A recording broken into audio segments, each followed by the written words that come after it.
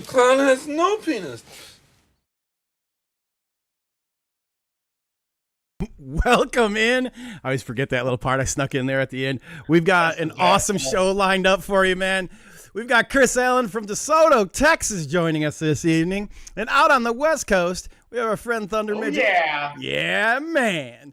Got the Thunder Midget hanging out with us this evening. Yeah, you got myself here in Michigan. We got a lot of stuff we're going to talk about. And as we always say, hey, look, the Mixed Open is exactly that, man. It's the Mixed Open show. So we've got a few topics we're going to cover, but you bring your topics in here, put them in the chat. You can call the phone. We'll get you on the air. Anything goes, baby. Anything goes. What do you want to talk? What do we want to, you know what? We talked about this in the after chat last night. Let's just get this going right now. Let's ask Chris how this Stasic race went down there at the Big Top, man. First off, welcome aboard. Chris, glad to have you. Yeah, it's been a minute. Did he freeze? He froze on us. There he is. He just told us about that. Thank you very much. Yeah, there. It froze just a second, but the Stasic deal. I know that there's people out there, and we've talked about this before a couple times, and I know there's people that have their reservations about it, but the transition from Stasic to BMX and BMX to Stasic and seeing that world championship qualifier at DeSoto BMX under the Big Top with my bride and the whole Stasic crew, and the smiles on those kids' faces, absolutely zero damage to the track. The only thing that happened was blessings and a good time. And the Stasic deal was out of this world, and I'm so glad to be a part of it. I feel super blessed. How was the turnout, man? We ended up now we had 0 BMX racing, so it was 100% Stasic, and we had it was 39 or 40 participants on Stasics, and we ran them total points like you would a pro race, and it was absolutely cool. Chris Luna flew in for it. Oh, nice! And he was there. It was a big production. It was a big show. Stasic, they showed up, showed out, and we cock lock ready to rock, stack, rack, and man, they had our back. It was amazing. It was like this mini motocross race with these little babies, 7 years old. And you got to realize every one of those riders were 7 years old or younger. And it was ran in a covered BMX facility like a moto race. And it was phenomenal. It was phenomenal. That's awesome. And this was it was a world qualifier. Was that where this fit in on the Stasic thing? Oh, that's great. Yes, it was a world championship qualifier.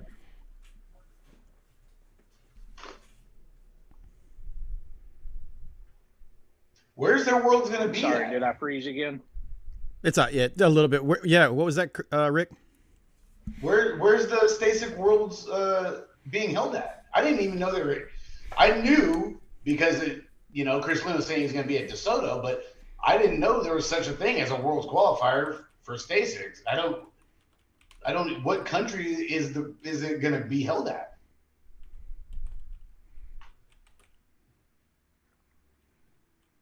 It's going to be in Tulsa at Hardesty.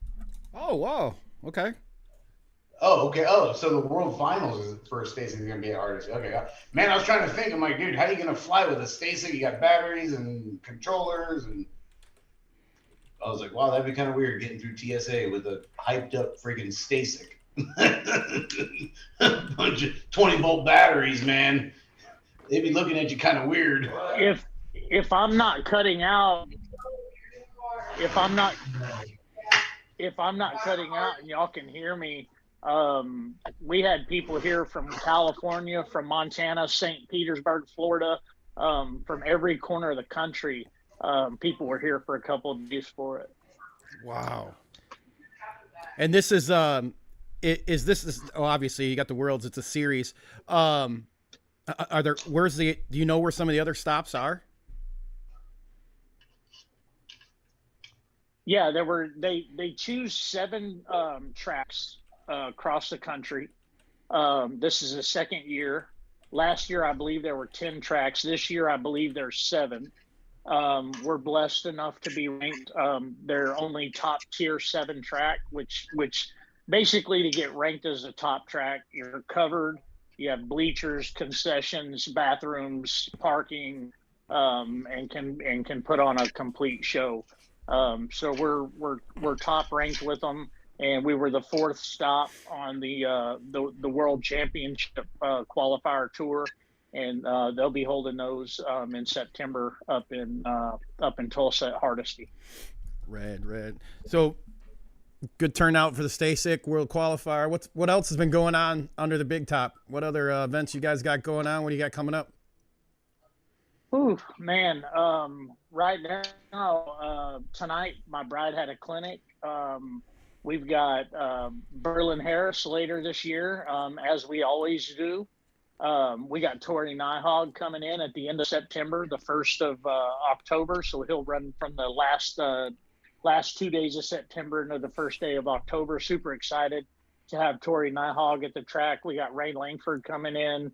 Him and Casey are working on some dates now, and then we're getting tuned up, warmed up, ready to go for a Super National.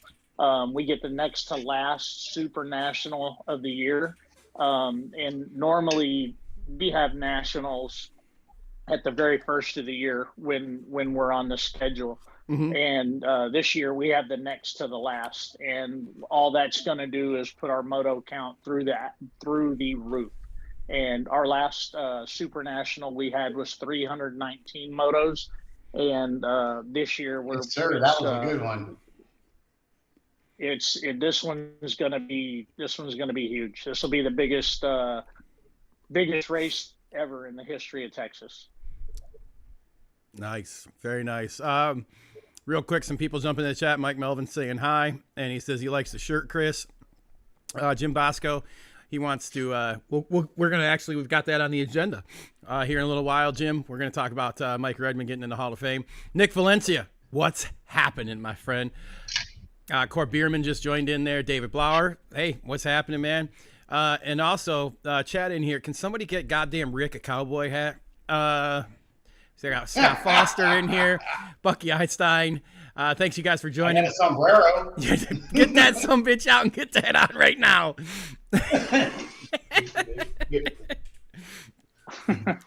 Oh man, hey, you guys got some topics you want to talk about? Put them in there, and we'll get them in. Oh, he's a cowboy, Len. Don't you fool yourself. Rick's a cowboy. He needs a little step to jump up on the horses, but it's all right. It's all good. Right. We're gonna be calling. We're gonna call Rusty Dial here in a little while, and we're gonna talk about the big Texas race. And you're headed there tomorrow, right, Chris? Yeah. It's let's see. 9:15 here. I'll be getting up, and I'll be headed out about 3:45 or 4 o'clock in the morning to head on down to Floresville for the Texas BMX Classic race. I'm going to be got super blessed to be invited down to announce. And as we've talked about in the past, one of my best friends, Leland Hill, who lost his life a couple of years ago, played the national anthem in 2018 at our Texas State Championship, and we're gonna be playing that, do some reminiscing, checking out some old bikes, and hanging out with Stompin' Stu Thompson and a whole D-Chips, a whole crew of awesome people. And I'm super stoked to hang out with Tim Schaefer, Rusty Dial, the entire crew, B.R. Anderson, everybody that's involved. It's going to be simply amazing, and to be invited down there, yeah, it means the world, and I'm super excited. Yeah, some late breaking news. Seems Hollywood isn't going to make it, but yeah, I seen that on Facebook earlier today. I was kind of chirked out. I'm like, what the heck happened with Hollywood? Yeah, things happen. But it sounds like there was a pretty big star-studded group that's going to be there, and awesome. You're going to be announcing. I did have a question myself. Hey, at your STASIC race, did you hire the guy to do the intro for that one? Our motocross buddy there, the monster truck guy? Yeah. Did you have him for the STASIC? DeSoto, Texas. So I played it. I played the one that we had, that I already had done. And they've never had an intro like that. And just the one that I normally use, I used that, and they lit up over that. The kids really enjoyed it. And because a lot of those kids on Stasics are basically the balance spikes of motocross. And, when they go to those big races or see them on TV, they hear that voice. And then to get to hear that voice for their main event and what we were doing there that day, they just absolutely, smiled, and it made their day. So it's pretty cool to kind of have that little bit of crossover and be able to include that for those awesome folks. That's great. I got to tell you, so first place I ever heard this was at your track. We were coming back from Grands in 2020. And then I shamelessly stole it and used it for the intro of our show. And then one of the tracks here reached out and was like, how'd you get a hold of the guy? So I passed along the info. They have their for the start of the race and their mains. Now a couple of the other tracks around are using them too, and it's pretty I dig it, man. It adds a lot to the tracks. And it was a couple weekends ago racing at Waterford Oaks, and they have him doing a read for the races, and it was neat to see, looking around, seeing all the people's faces, and like, man, I know that voice, I know that guy, I know that voice. And yeah, it's at your home track, so kudos to starting a pretty awesome trend there. Good stuff. Yeah, it definitely paid off, and it forged a friendship with David and I. And it's pretty neat to get to call the dude up and just have a conversation. He's a sweet human being, but the only odd thing about that man is what you hear on those recordings is what you hear on a regular phone call. So when you're on the phone with him, it's a little weird, and you got to get used to it. But my God, he's the funnest person to talk to. Yeah, and we're talking about David Lee. He's the voiceover for motocross or supercross, monster truck. I forget. I think it's Cumulus, or it's one of the big radio station chains. And here in Michigan, we have WRIF 101.1, and he does like all the reads on there. He's got the real deep voice, Optimus Prime type voice. And you're right. If you hadn't warned me that is exactly how he talks, he picked up, right? He picks up the phone, and it's just that dude's voice, like, hello. And I for sure thought I had got his voicemail. And I just was like, yeah, and he just started talking. And I'm like, what? That is exactly just a straight up way that he talks. It's pretty cool. Yeah, Valencia said he's been using him for his tracks too. And I tell you, it's not a very expensive. Yeah, using for quite a bit. It's not an expensive investment, and it has a lot of value in it. It's pretty cool. Get that, like, how many motos did we have that night after the Grands? What, like 9? It was really cold in Texas that night, but it was still. Dude, it's still hype. That was still awesome. Yeah, it was crazy the night after the Grands. We always race. We never close the Monday night after the Grands for people traveling through and coming back to DFW Airport. And, to give them that chance and to have that up is pretty cool. So yeah, it's a special treat, and every time I play it, I get goosebumps, and it pumps me up. It makes me want to announce better and more and live up to what we're hyping up. Yeah, it just helps me do better. Well, before we jump over, I get rusty. What's anything you got going on out there on the West Coast there, Rick? What's happening? And we're gonna I'm changing right now. I'm changing these carbons from a Presta hole to a Schrader hole. I got 4 boys. I got 4 boys here for the week training too with my son. So it's like, I need a Presta. I'm like, all I got are Schraders, boys. So we're gonna have to do a little modification during the show. Of course. But we do have a busy weekend coming up here. Auburn Bike Park, which is about maybe an hour 15 minutes away west of Reno. They got a big 2-day bike park jam Friday and Saturday. We have a local return of the side hack races at our local. 16 teams signed up, ready to rock and roll on the Saturday Night Lights. Yes, sir. And then we got downhill mountain bikes kicking off too. And Tangent Pro-Am is 4 hours east of me, about an hour and a half right over the border in Fernley, Nevada. So Tangent's going to be running their third stop of June. So they've done 3 dates, Tangent Pro-Am. Dang. You guys got lots going on. Yeah, it's the stride now. You just drilling them out to fit the Presta in there? You know me, dude. I just freaking drill a hole, driver. No.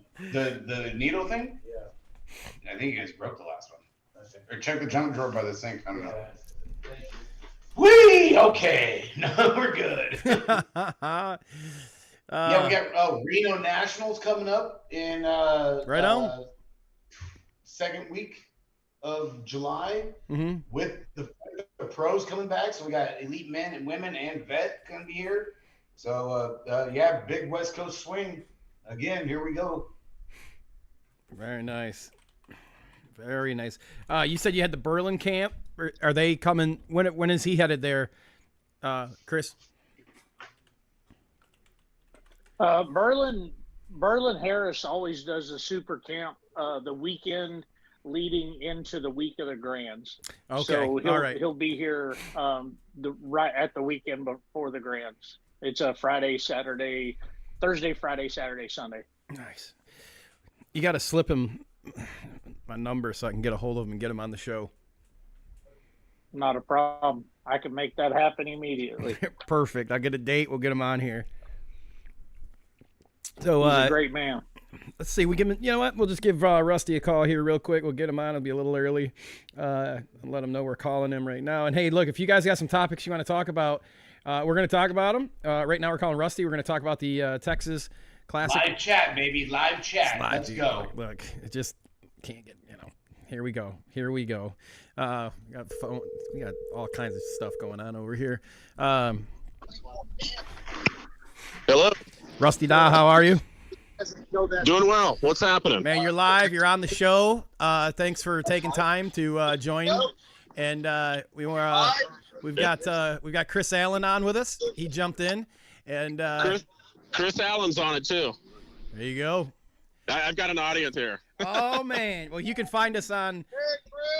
Yeah, we've got B.R. Anderson here, Robert Cicito, Rob Lane, Rusty Roberts, Mark Darcy, Will Skirdo, and all of our lovely dates. Well, most of all of our lovely dates. How are you guys? We're good, man. We were talking a little bit about the World Championship qualifier that Chris had at DeSoto and the big national swing out on the West Coast. And Chris is headed out there to announce your guys' race. And I said, hey, you know what? We're a little early, but let's get Rusty on and let Rusty and Chris talk a little bit about this big Texas race that's going on. So yeah, we're all excited about it. Man, looking at some pictures, how's the track?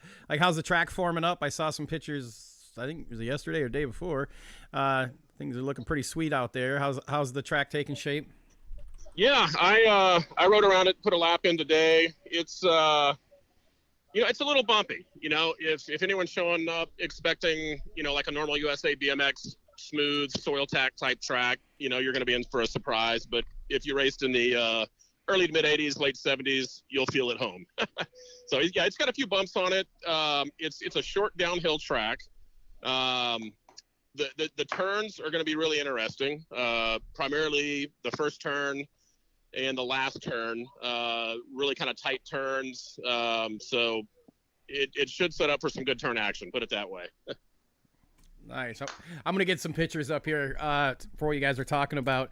Kind of walk us through, how the weekend's going to look out there, what's going to happen Friday, Saturday, Sunday, kind of fill us in on how it's all going to play out. Yeah, so tomorrow practice opens at noon. It's from noon to 5. Just kind of an open practice session for the day. We'll be doing some track work during practice, of course, too. Mm-hmm. Doing some last minute stuff. And then we're supposed to have a foot down competition tomorrow evening, 6 o'clock maybe. I'm spitting this out off the top of my head. Our website is TexasClassicBMXDays.com. All of the actual details are there too. So Saturday morning, we're going to start the bike show and the races. So Lone Star BMX, the local USA BMX track in San Antonio, they're going to run their normal Saturday afternoon single point race with us. So they'll do their entire single point race here tomorrow. We're going to do qualifying for the vintage classes tomorrow, and then I believe the finals are Sunday. And then the bike show starts tomorrow. I believe that continues through Sunday as well. And then Saturday night, we're going to have a neat little kind of a charity fundraiser dinner out here. So we've got a barbecue caterer coming in, BR's Barbecue Company, and we're going to have a big barbecue dinner. Some of the late 70s, early 80s, elite stars are going to be there. Stu Thompson's going to be here. Who else is going to be on the Andy Patterson, Toby Henderson, of course. Texas guys. Yeah, we'll have Cody Smart, Todd Slavic, a lot of the other Texas guys, and it's going to be kind of just a big barbecue dinner, and then we'll have a stage presentation, kind of a Q&A with some of those guys. So, a lot of us that looked up to those guys when we were kids will, kind of have a chance to mingle with them, talk to them, take pictures, all that good stuff. And the money we raise for that dinner is going to go to the Leukemia Foundation, and then also one of the Parkinson's, Davis Finney, the Davis Finney Foundation, which John Cruz is affiliated with. And yeah, that supports Parkinson's. And we'll be donating to their cause as well. And then Sunday, we'll be back out here finishing up the racing and the show stuff. And hopefully bike swap as well, swap meet. I've got a pretty full weekend lined up. It's going to be a little hot down here. So if you're coming, definitely bring your water, probably bring some bug spray, all that good stuff. But yeah, we'll be ready to go. Awesome. And like we said earlier, Chris is going to be coming down announcing. What's one of the what are you looking forward to? I mean, I know you've been busy building or helping build and getting all the thing organized. Like, what's one of the events you're looking forward to, Rusty? I'm looking forward just to getting the event over and in a successful fashion. No, but once we get all the signage up tomorrow and the tents are in place Saturday morning and, all of the spectators and racers are here and, probably, midday Saturday, once the event's going on, I'm kind of looking forward to that point just to kind of see the fun everybody's having and just kind of taking in the whole experience. The foot down thing will be fun. I think I'm going to do that. I'm going to race, I believe, the modern cruiser class with the single point race out here. And then I've actually got my old Pro Concept from 2001 that I'm going to ride in the 90s 20-inch class. I actually sold that frame to Mike Allen out in California, 11, 12 years ago. And Will Skirto's his neighbor. So they actually brought that bike here for me to ride, which is kind of cool. And a couple other vintage classes. I'm just kind of looking forward to the whole ball of wax, really. Nice. And I'm scrolling through some of the pictures on the Facebook page here that they got of the track. So as you're talking, we're looking at the track build here. It looks pretty rad. Sounds, man, like you guys are, and also, sorry, stuttering, because I remembered, like, this also is part of the way it qualifies for the like year-end plate, right? These races they also work with the Dirty Fest and the Frogtown, right? That is correct. Yeah. So, and that's both for the races and the show categories. So yeah. For the folks that might have missed Dirty Fest like myself, this is kind of round one, and Frogtown will be round two. But we're going to do kind of an overall national title for each of the classes. So, I know there's going to be a few people here that were at Dirty Fest, and probably a lot of, people that this will be kind of their first race of that tour, so to speak. But we're kind of all working together on that and collaborating these individual events and kind of turning it into a little bit of a series. And that's awesome. When we had the gang on from the Dirty Knob show, we ran through that, and I think this is like super cool that it actually builds to something, and take home plates in it and things like that. So kudos on the work. Sounds like it's going to be a really fun time. We've got some of the information up on the screen too, and we'll share the link. So if somebody hasn't seen it already, they can pop over there. Who's your pick for the Pro-Am money race? Pro-Am, well, put it this way. Out of all the racers that are here currently, I'm going to pick myself. I don't know who else is showing up though. You know, if that's a true BMXer right there. You know, if Tanner Sebesta shows up to come do some vintage BMX, you know, that might be a different story. But yeah, I don't know. I'm looking forward to that class because there'll be, you know, I'm 50, so there'll be at least one 50-year-old in that class, and probably some young bucks. So and it's 100% it's payback. It's 100% payback, and it's kind of an open bike class. So, you know, it doesn't matter the decade or wheel size for that class. You just, you know, put your money in the hat and get up there and run your laps. Awesome. Fun times. Is that red dirt? Is that clay dirt? Yeah, it is. Yeah. It's like the Texas clay, kind of a sand mixture. Oh, game changer. But it's the typical dirt that you would have found at tracks around the San Antonio area, you know, 25, 30, 40 years ago. And, you know, same thing like up in Oklahoma. Georgia's got some red clay tracks I want to remember. But, yeah, it's usually good dirt to work with, you know. We've got it. Yeah, you know, it is, man. That's some good sticky stuff. Good grip. Oh, yeah. So, yeah, we're looking forward to getting some riders on it tomorrow and, you know, kind of seeing where we need to fine-tune a few things. But, yeah, there'll be a few bumps on it, a little bit of loose dirt in the turns, that sort of thing. I mean, it's vintage BMX, so, yeah. Yeah, definitely. Yeah, tires will get dirty here. Yeah, is Chris Allen, are you going to take your big bike out there and do a lap? You know, I own my 29-inch SE. It is all Rusty Dial's fault that I even own a bike. I shouldn't be on one, but he cruised through DeSoto BMX, and he was warming up one day, or it might have even been after the races, and he was on this big, beautiful 29-inch bike, and I kind of put it out there for a year or two that I wanted one, and one ended up falling in my lap and getting done. So, but no, I've got some DeSoto BMX tough blocks and some stuff that I'm bringing down, so I don't have room to bring a bike. I'm just got to be careful and come down, do some talking, do some loving, hugging, shaking some hands, being around some awesome people from Texas BMX Hall of Fame riders, and just the historical figures from the sport that I've been blessed to be welcome into, and just really enjoy the absolute hell out of what this weekend is about to offer. Is there going to be a Chris's Corner? There we go. Tune in. There will be a Chris's Corner. Chris, you want to talk about our national anthem presentation a little bit? Yeah, I'd absolutely love to. So as I explained earlier, when we were pre-talking,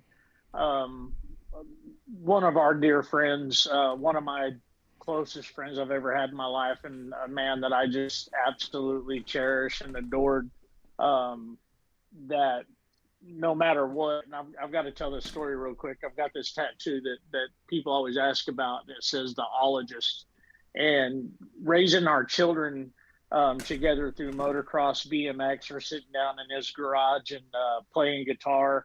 Whenever I get frustrated with anything in life, this man would always say, "Hey, I'm the BMXologist, I'm the motocrossologist, I'm the guitarologist," and that was the legend Leland Hill, Texas BMX Hall of Famer, board of directors member at DeSoto BMX. And I talked him in 2018 at our Texas State Championship to play our national anthem live, because he was an amazing guitarist, super fan of Steve Vai and some old school, Jimi Hendrix and Stevie Ray Vaughan. And he threw down one of the most epic national anthems I've ever heard.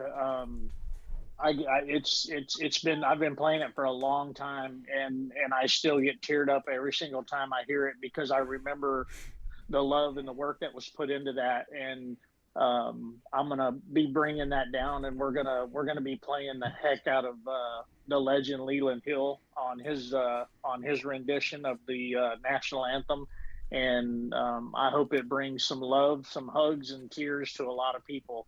and that they really feel what our country and America's about. And I'm super big into that. I'm a veteran. My dad was a Vietnam vet. My son's in the Army. And I don't know. I'm just super stoked. And I think our national anthem is going to be something special. Very nice. Do we still got Rusty? You still on?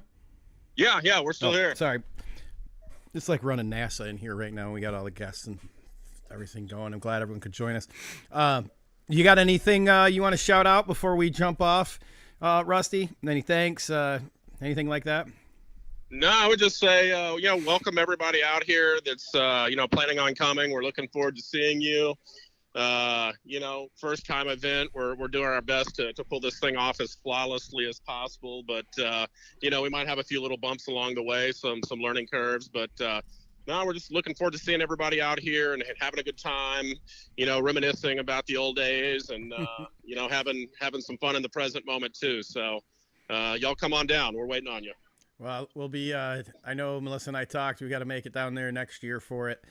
Time-wise, we couldn't do it this year. So we'll be there next year for it. And the Dirty Knobs one too. And we look forward to it. You guys have a great weekend, Rusty, and good luck. And you guys are going to kill it. I know it. And we'll check in over the weekend and we'll get Chris on or you on over the weekend and see how things are going. All right. Yeah, that sounds fantastic. All right, Rusty. Hey, thank you for taking the time. Real quick, Rusty, Tim Schaefer and I are going to meet up in the morning. We'll be leaving about 4 a.m. So I guess y'all be seeing us around 9:30, 10 o'clock, maybe 11 if we stop and eat. But we should be seeing y'all before noon tomorrow. Okay, sounds good, man. Y'all have a safe trip. All right, and thanks again, Rusty. Appreciate it. All right, guys. Be cool. Have a good one. Goodbye. Bye, Rusty. All right, that was Rusty Dial getting things handled down there for the Texas Classic BMX Days. How excited are you, Chris? I'm beyond stoked. This is it's crazy. There's I don't know, getting this opportunity in the midst of who we were just talking about, Leland Hill, and some current revelations and things that have went down in our sport. I don't know. Very, very reminiscent, and just feel very blessed to be a part of it. Oh, you're gonna have a good time. I've been to the last two. We got the third Frogtown coming up in September, and there's nothing like having vintage racing back. Honestly, I'm bummed I didn't get to go down to Dirty Fest. Homie Mike did and stuff, and him and Cardoza, they tuned in. Justin and I, we had a big and Dave Dortona.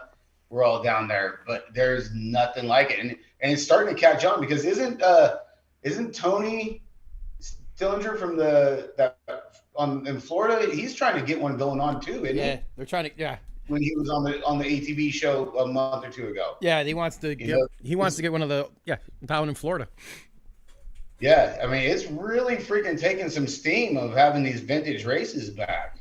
It's a big thing, and especially with the bike shows that. Like I know the ones that we've had and the ones they had at Dirty Fest, you see some of these pristine machines from the 70s and 80s, early 90s that are just cherry, man. And you're like, dude, what would these the schemes and the decals look like if you had an old Patterson or an old CW with today's tubing, but that old school geometry and the decal schemes that they had back then, like.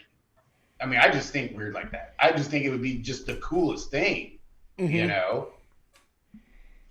And getting the opportunity, a guy like myself, and there's not a lot, but there's a few guys in my situation that came into the sport I came into the sport in '99 as a fan, and of course my bride. Being a woman pro and knowing all I've ever heard is the history of it. So not only do I get to go actually see this with the people that did it and the stories were made from, I get to jump on a microphone and actually taste a little bit of that history and be a part of it and and kind of get to go back in time. And not many people get to go back to, little Back to the Future type scenario and go back and get that opportunity. So yeah, it's super cool to get to go know that I'm going to see the old school style of the racing. And I think it'll give me more of an appreciation of what is going on now. There's a very cool aspect of it, that I see. I've never seen it. Y'all have. And it's I don't know. I just feel super lucky. Well, I think it's about beer time, so it's time for us to get a beer here, and we'll find another topic to talk about. Rick? Somebody said you better be drinking tequila, Rick.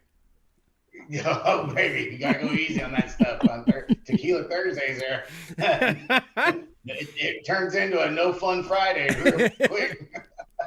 Well, one of the topics that did come up in the chat, guys, was come from where'd it go? Gosh darn it, I'm sorry. It came from Jim Bosco talking about Mike Redmond and getting him in the Hall of Fame. I really, other than the guests that are on the show, I have no idea really how it all works as far as getting in. I think didn't they just release like the name of some of the finalists for it, right? Yeah, for the categories. Okay. But I mean, they didn't have there was one category that was missing. Yeah. That's all around badass, and that's Mike Redmond.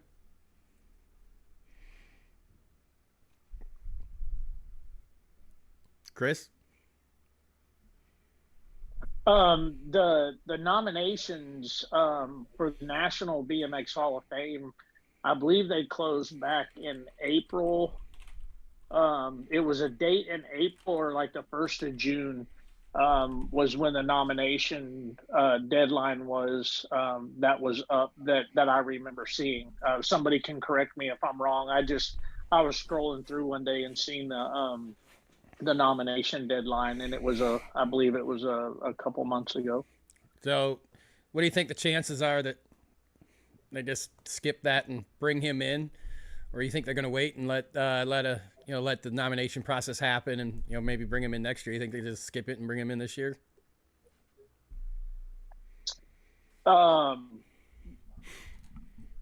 In my personal, that's what we're talking. All opinions. Opinion, all opinion here. I think it should have been a long time ago. Okay. But that's me. True. But with that being said, in light of current situations and what we have all witnessed, I have my personal little story with Mike Redmond over the past couple of years or past couple decades, and to feel what I felt, and then to get on Facebook and social media and just see the thousands and thousands and thousands of people that have the exact same and I know closer relationships that have known him longer and on a deeper level. It just blows me away how much love and how many lives that human being was able to touch and will continue touching every time a cadence happens and every time a gate drops. People coming into the sport that never even know the name are impacted by that every time the gate drops. Yep. And I don't see how you could not have him. We're all about, rules are rules, but I think exceptions can be made. And if I'm making just an opinion, I'm not one to stir the pot or start any crap, but yeah, I would love to see it happen, and I would love to see it done in a very awesome manner. And if it's not able to be put together the right way, mm-hmm. then I would love to see it wait 1 year so it could be put together in an extremely special way, not something rushed that was generic. I think it needs to be spot on. From the ones from the very beginning all the way through to the very last day. So I hope when it happens, I hope it happens sooner than later personally. But when it's done, I would love to see it done in a manner that represents him as a person and the impact he had. And I think that's the type of induction he deserves and his legacy deserves. Yeah, Al Roybal said that the USA BMX made a special nomination for Roger Plaskett, and he's hoping that they do the same for Mike. And I got to echo what you say, Al. He said that there's no doubt that he belongs in the Hall of Fame.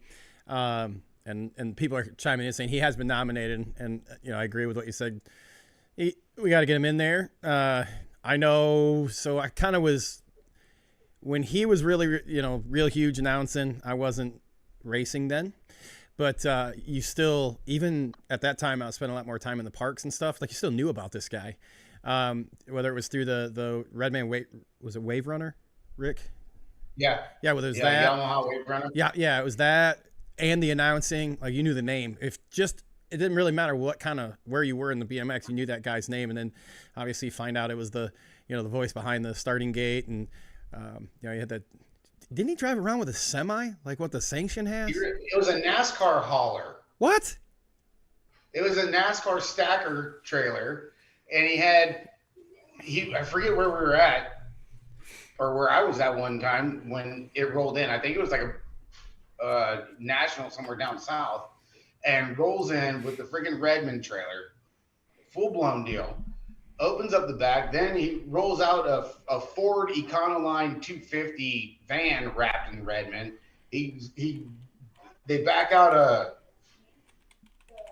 I don't know if it was a Mini Cooper or if it was the little smart car. I think it was the smart car, the Fiat thing. Oh, when they first came. Yeah. He rolled one of those out the back. And the team, and this is when the tribe was rolling. He had no problem, but hitters. Radro Jaworski was on there. Tanner Sebesta was on there. Walker Finch was on there. Kyle Baston. The tribe was like the freaking Oakland Raiders, dude. It was like the up-to-date boss team from the 80s, and that was the Redmond team, that one year. Just some hitters. You talk about like the salary cap at USA BMX. You look at the Redmond roster that one year, I think 2014 it was, if I'm correct. I'm not sure. It was around that time. But, whew, man. I can remember I remember the semi hauler and all that. And like, how did that, do either of you guys know how that came about? Cause I don't believe, since we've like started the show, I've learned a ton about the history, but I don't think anyone else has ever rolled up with a team with a like the semi car hauler thing like you're speaking about, Rick. No, the closest one was Donovan Lawn when he had Phantom on track. I remember. Okay. Yep. Yeah, that and in fact I think Donovan's was first, and then there it is. That's crazy. I think it was a peach, dude. Yeah, a 3-axle freaking 48-foot stacker trailer. Like, come on, bro, you're doing big things. That's wild. And was this all kind of put together through the if you don't know, it's cool. Is that kind of all put together through the Rockstar stuff? It might have been. I've seen it at a lot of places. Like I said, I think the first time I seen it was at a state race or a national down south, and then the real big one when he rolled in like a freaking MTV Cribs was at Vista for, it was a Worlds or something. They're running both tracks. They're having the national at the regular Chula track, and then they were running, I think it was the Beijing track at the time and stuff. And he was like, yeah, it was just so cool. That's Redbone. Redbone's gonna be, he's go big or go home, baby. It's geez, He blessed our sound guy with his nickname when he was on the All Things BMX show for Paul's 50th birthday bash. He gave Paul his polarizer nickname that's still with him when he's announcing. Yeah, the pulverizer. Yep. Yeah, the look on Paul's face for his birthday that day, it was crazy when Redmond called that. Yes. You know? That's we talk about that a lot. It was really cool. He took a time out to call in talk to Paul and gave him his awesome nickname, and there it is. It's with him now. Mm-hmm. You know, and I mean, Redmond, he was big on the factory side, the team side. He trained a lot of kids, I mean, how many years he's had his frames out and the styles of frames that he's had, but he would go just on away for the weekend, and people be running Grand Prix for him, and he'd be up here in NorCal at a local track on a Saturday night. There was a handful of times he came up to the Sacramento area. There's Redbone standing along the first straight, just like, what are you doing? He's like, oh, came up north for the weekend, seeing some friends, checking in on some BMX up north. Like, just do like random stuff like that. The dude, same thing. He'd go to Arizona, the guy he was all about the sport, man. The dude was he was BMX. Man, talk about, actually, all three of us have done our announcing, and I'm doing some Saturday, and Chris is going to be doing some this weekend. Rick, you're always announcing. I'll tell you though, yeah. That guy, man, when he grab a microphone, there was no doubt. Like, everything changed. I can tell you that. Even like listening this past year when he announced at the Grands, like on, sitting home, listening on TV, like that dude could hype it up right now. Just he probably could announce he could announce a turtle race, and he'd be right there ready to gamble. Yeah, and you'd be on the edge of your seat too. Yeah, for sure. He did it a handful of times, where he just popped into Grands and like he was like in the middle. Oh, next thing you know, he's doing the Pro Spectacular and everything, or just random come in for a couple of motos, call 100 here, 50 there, just doing it at random, But, the biggest one was always him and Jim Riley when they did Grands, and they would split the track and they'd announce together. That's awesome. I like just this. Yep. Yeah, and same thing when he would do it with Jimmy Monroe.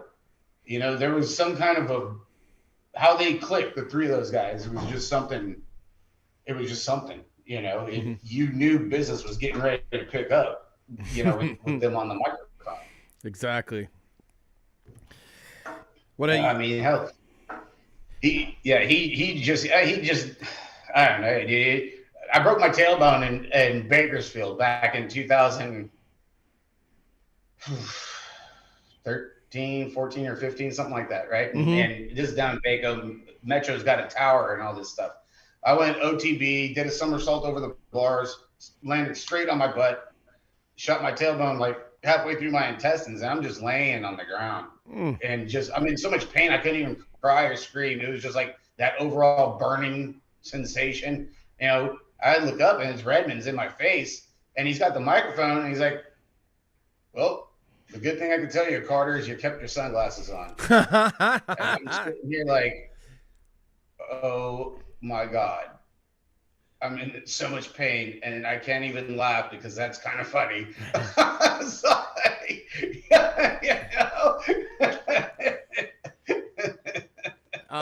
Chris, I did crack a smile though. I cracked a smile, but I was like, God damn, I'm hurting so bad right now. Chris, you got a Redmond story that you want to share?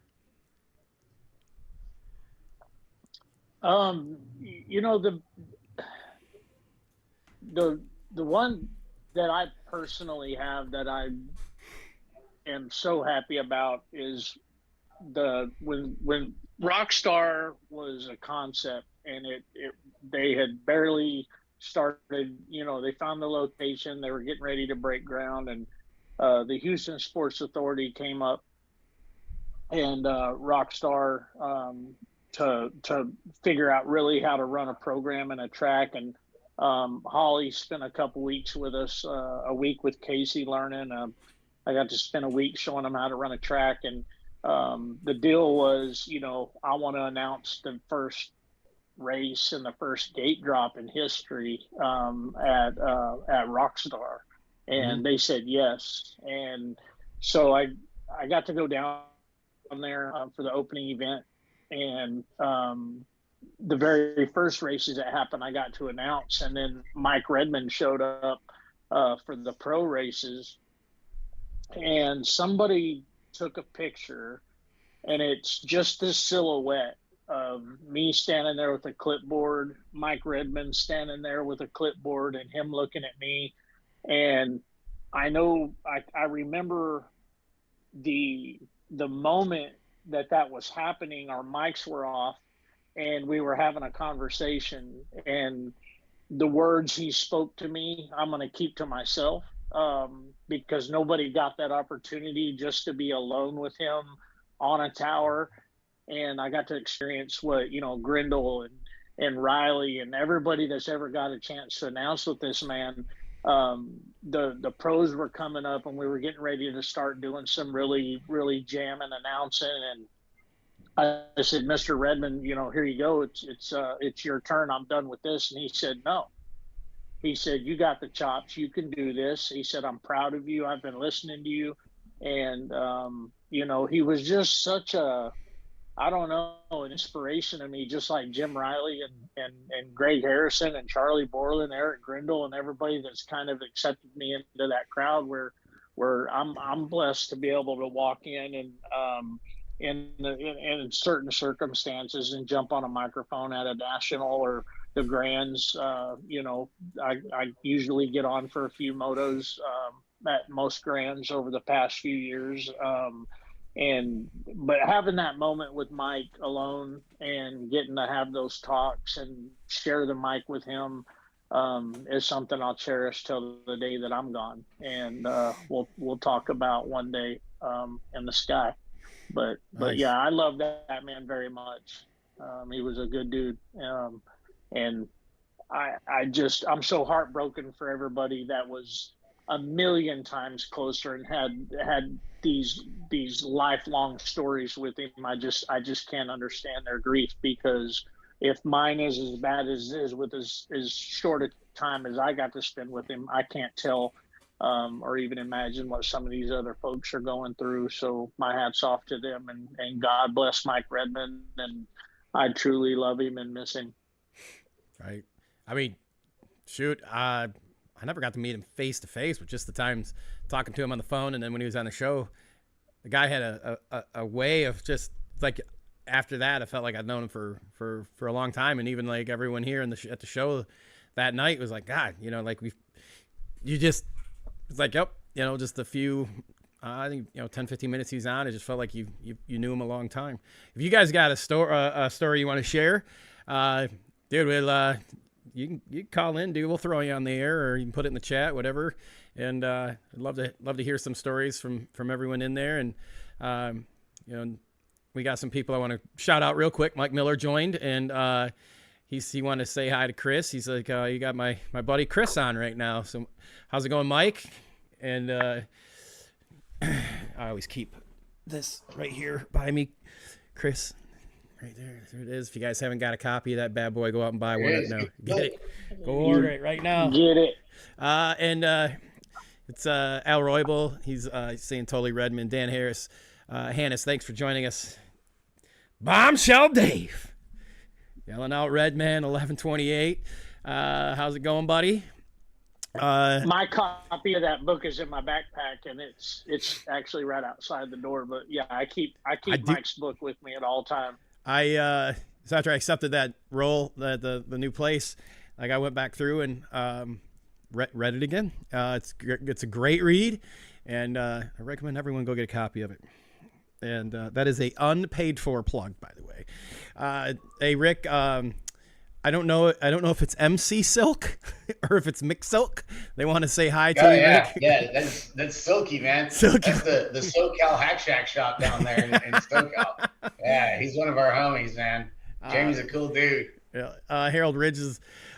He said that weekend you're talking about earlier, Rick. He said that was a hell of a weekend, and that was.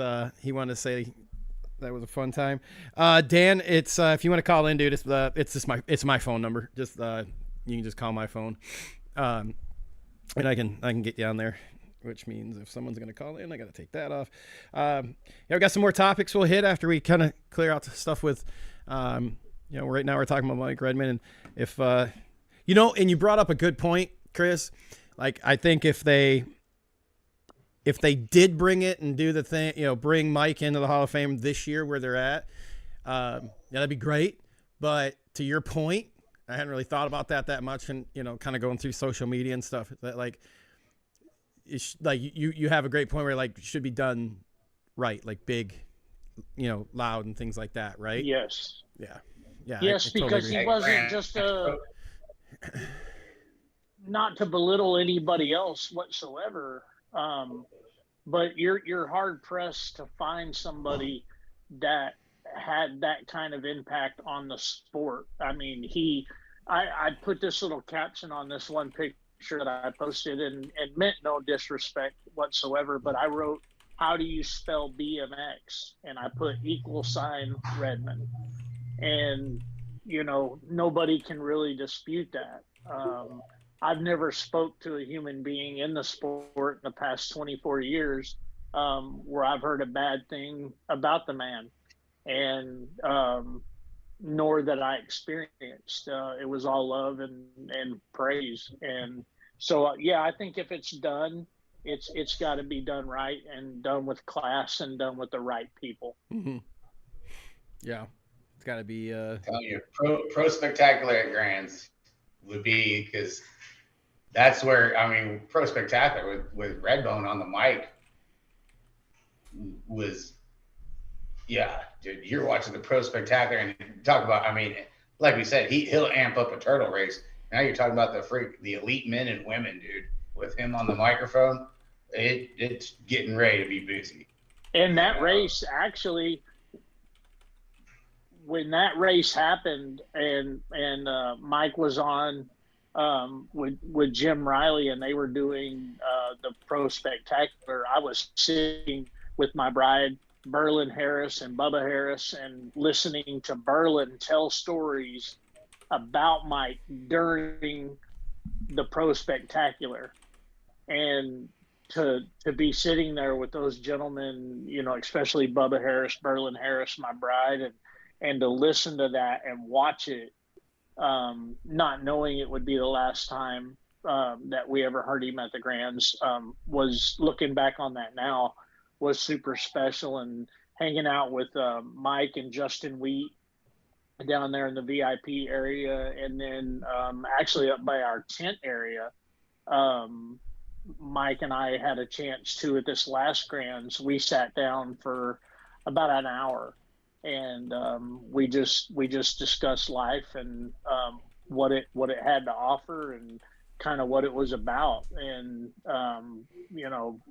he was curious about my dad and where I come from and my background, and explaining to him that I had lost my dad when I was 17, and kind of my journey and kind of how I ended up with everything. And he already knew my bride Casey, and put some puzzle pieces together, and just getting that time with him was super special. And I pray to God that other people got that opportunity also.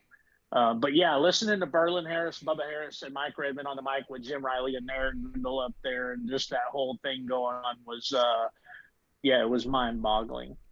We got a great question popped in here from Bombshell Dave, and he said, "What category are you going to bring him in for the Hall of Fame?"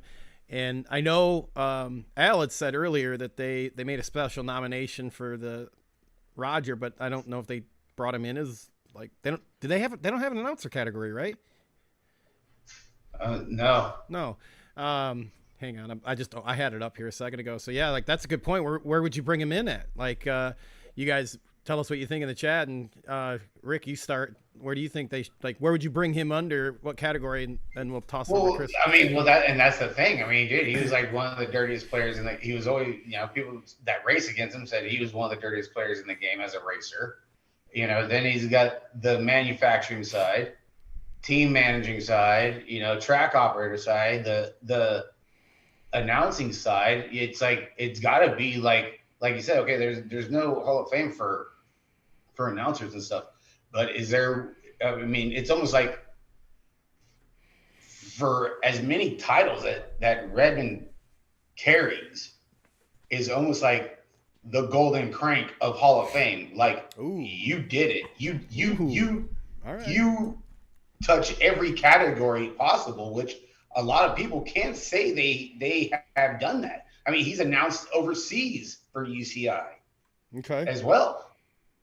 So I don't know if there's a lot of people, maybe a small handful, that have done that can check every box that there is. Like, honestly. So you think it would be maybe bring him under the is it industry? Is that it? I was just looking at it. Sorry. Bring him in under the industry. See, but then there you go. Now you're back because he's got the racing and he has the track. Well, the track would kind of fall into the industry, right? With what he's done with his track. Yeah, and that's to tell you, it's almost like it would be like how like you go to there's different kinds of awards, the Golden Globes, the MTVs, this, that, and it's like, oh, you get like the humanitarian award. Well, this would be like the overall, the whole Mochismo freaking Hall of Fame freaking goes to Mike Redmond, something like that, of that nature, because he's been at all of them. All right. What do you think, Chris?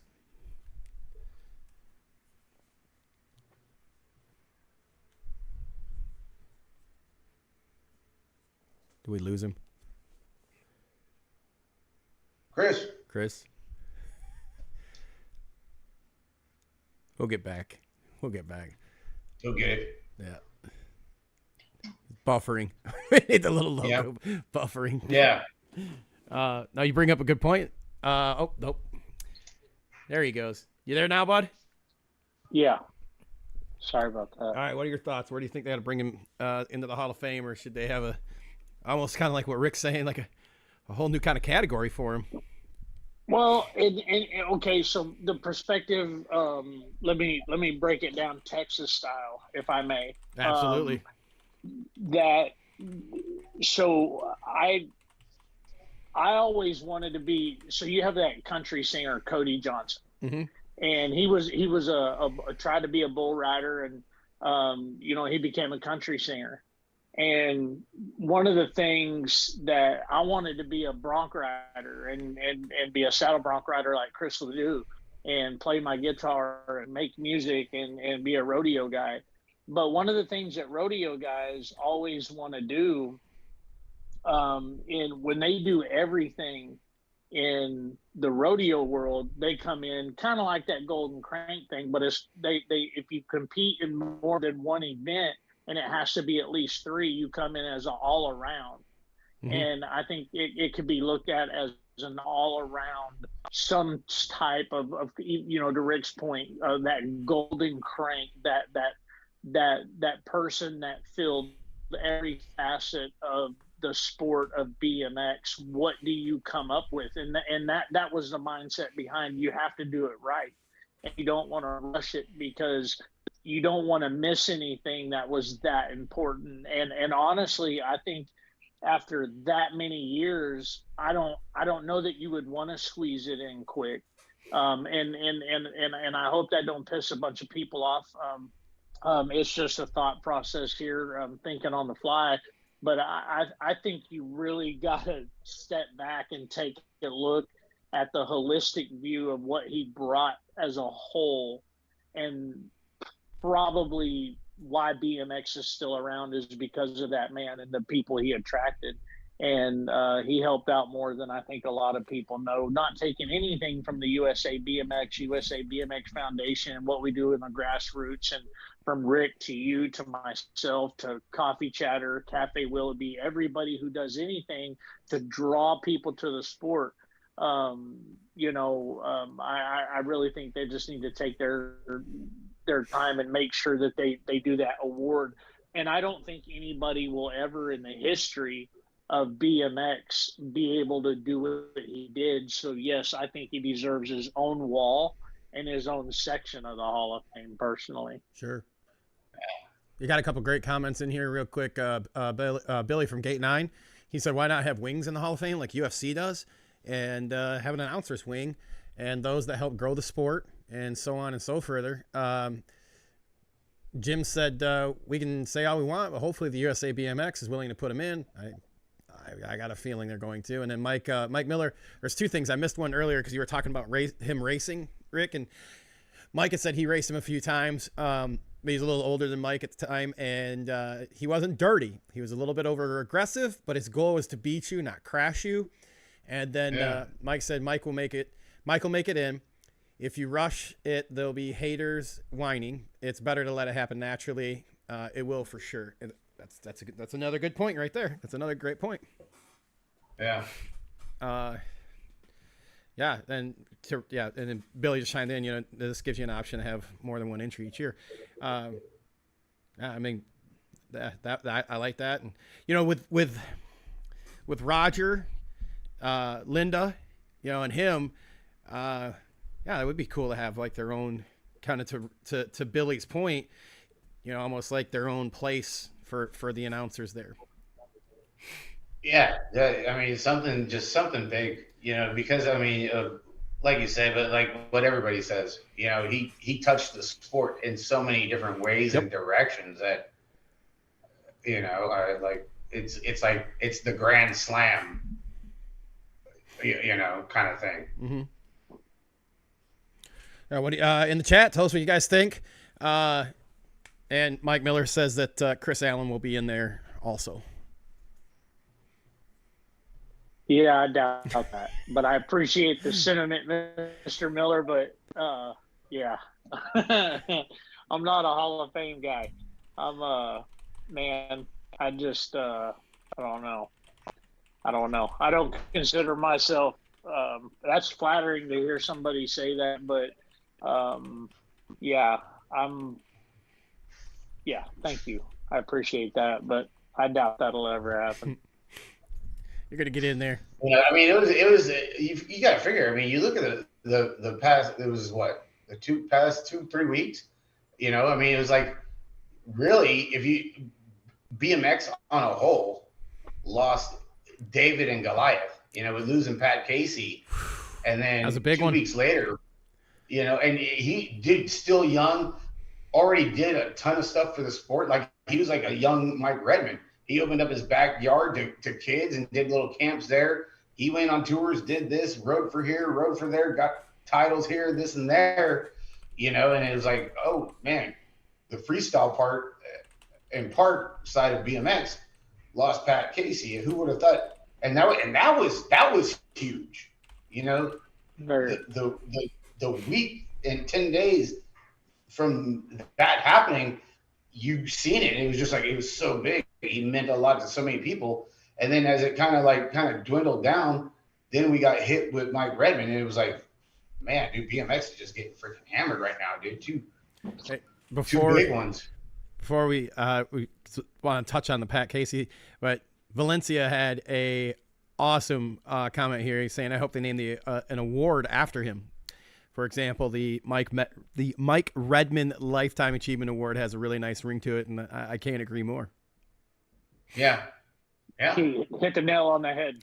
I like that. That's a good ring. I mean, again, as we've just said, like, a guy he's touched so many different ways as an independent racer, a team, a track guy, a track guy, and how many Nat riders, has he brought out of his track, and then the announcing, and dude, I really like that, Nick. You definitely put that in BA's ear.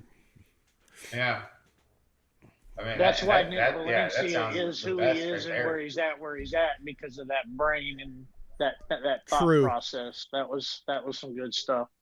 I admire and look up to Nick Valencia, and I appreciate his support. And every time I see that man, I always get an awesome handshake and a hug and an attaboy, and that just makes me feel good about myself and what we're able to do. Him, Mike Miller, everybody out there. Can't thank y'all enough. But yeah, it's definitely going to be a hard one to figure out. And I think, with the ideas that we've come up with here tonight, just in these opinions and topics and discussions, and hearing that stuff from Nick, I think that's why it's important to marinate on it and really make sure that the right decisions are made and then it's done in a manner that fits the legacy and not the emotion. Right. No, I totally agree, Chris.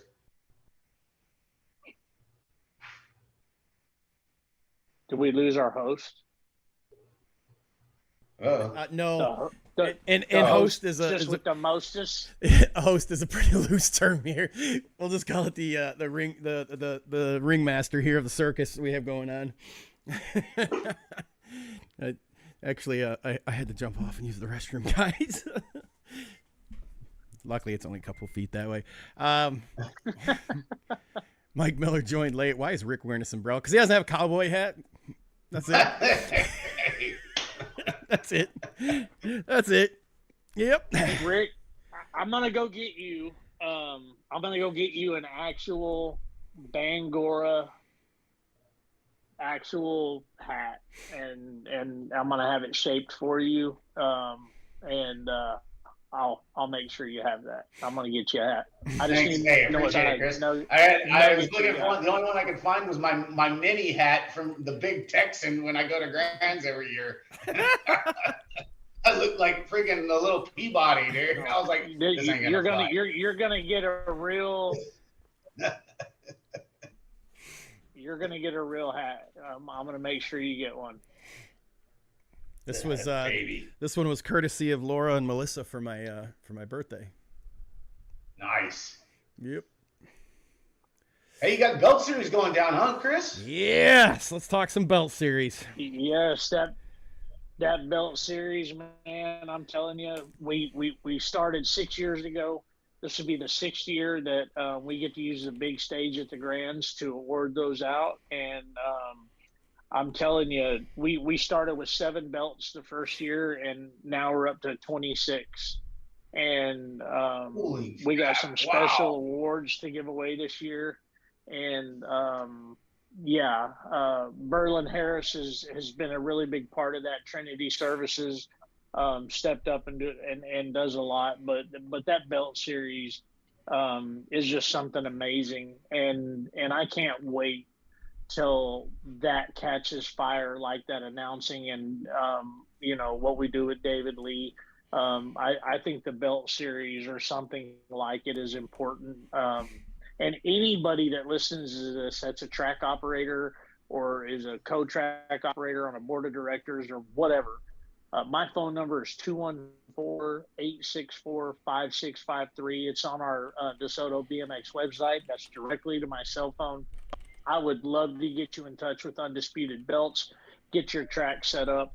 I want absolutely nothing to do with it. It's 100% your deal, but I will show you the roadmap to make this happen. And what I would personally would love to see is practice day. It be all the tracks lined up getting to award their kids, not just one single track, DeSoto BMX. Because I do it for the sport, not for the advertisement for my track. And I would love to sit there with 15, 20, 30 other tracks in line with our riders, and we get to get up there as a group of operators and support and call out these folks who have raced their butts off all year long in a separate open series to earn something as cool as a championship belt. And the more we buy, the cheaper they are. So we can hook you up with that. And I want everybody to be able to do it and get to do what we've been so blessed and honored to get to do. And it's fun. And to get to have one of them belts on, man, it's pretty gnarly. I've been gifted. Hey, the one year we got to do it with you at Grand's, Chris. I could attest. Those belts ain't no joke. Them things are hefty. When we were on stage with you, in 2020. Yeah, 21? it was 2020. It was the COVID year. We did the show. 2020. Yeah, and then Chris did. Man, holding up one of them belts. I swear to God, I thought I was on pay-per-view. and that's where the idea came from. Was we were at a UFC fight, and Joanna Jurjacek. You better eat your Wheaties, man, and get them freaking curls on them tall cans, son. If you're gonna be hoisting up one of them belts, them things are hefty.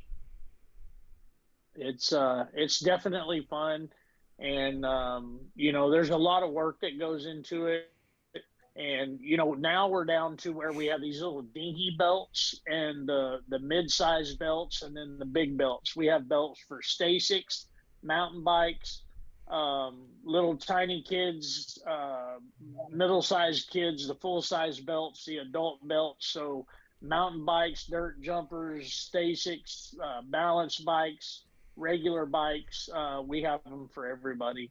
And just getting to see these guys go for these belts. Yeah, that picture there, that's back when in some of the very first, that's Chad Street and Grady Stimmitz.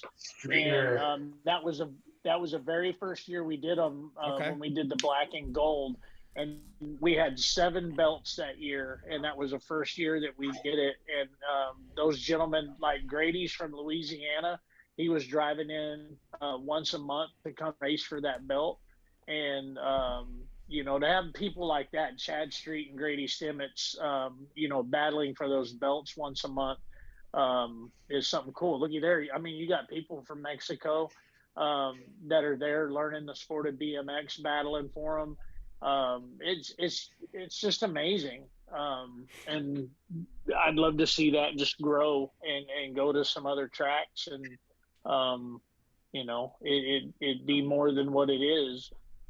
There you got, that's one of the older ones too. Justin Dodson, Chad Street, Rain Langford, Joey Gomez. Oh my! Look at Rain. Man, Rain. He ain't got no long hair. Man, he's straight out of Saturday school.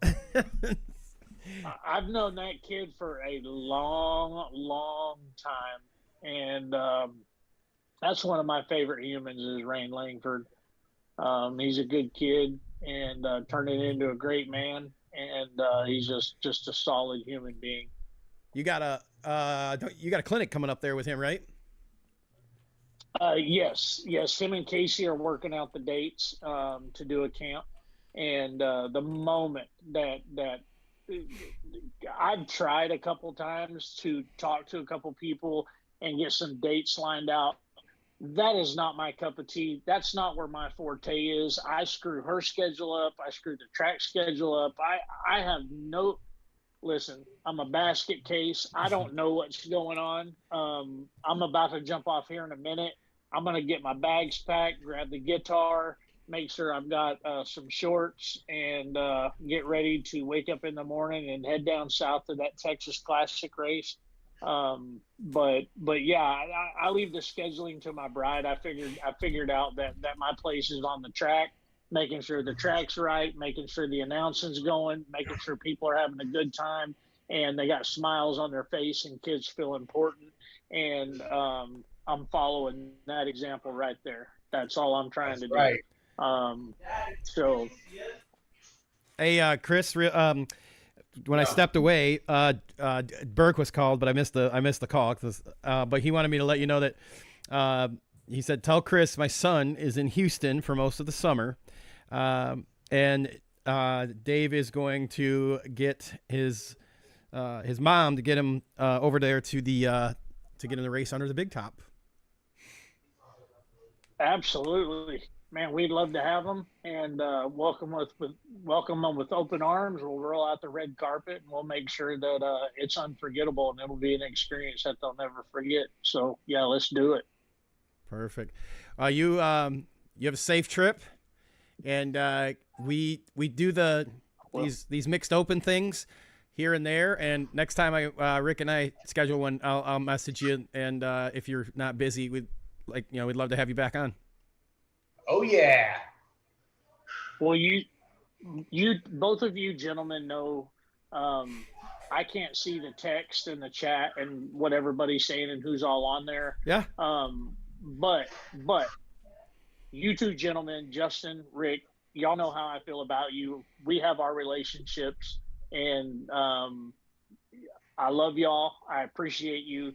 Thank you for promoting DeSoto BMX and me as a person and my bride and our facility. So everybody out there, make sure you're always tuning in to the Beer Budget BMX Show with my dude, Rick, Justin, All Things BMX, Melissa, the whole crew.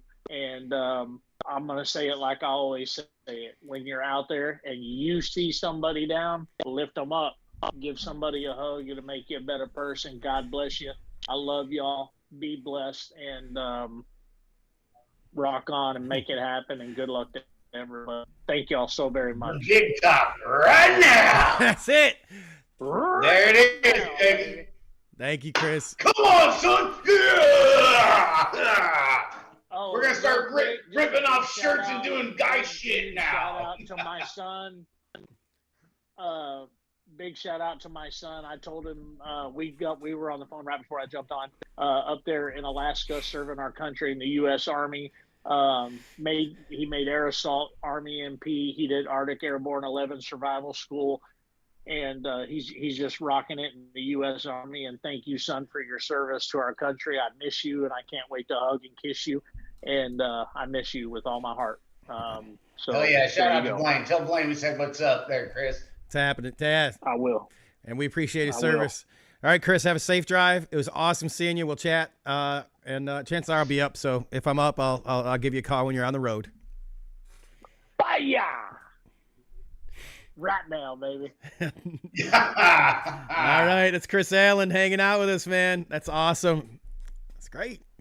That's what this is your idea, Rick, with this mixed open show, dude, right there. That's killer. It's a good time. It's a good time, man. It's killer. Love it. That's what it's about right there. And look, when we do the shows, when you see us post the shows, if hey man, you're like, yo, I want to jump on, let one of us know. We can make it happen. Yeah, open book. You know, we could schedule one or whatever, or get some people lined up. Like, hey, someone wants to go in on a Friday night or a Thursday night. You know what? I think we've done like combined shows, Justin. I think now on every day of the week except a Tuesday.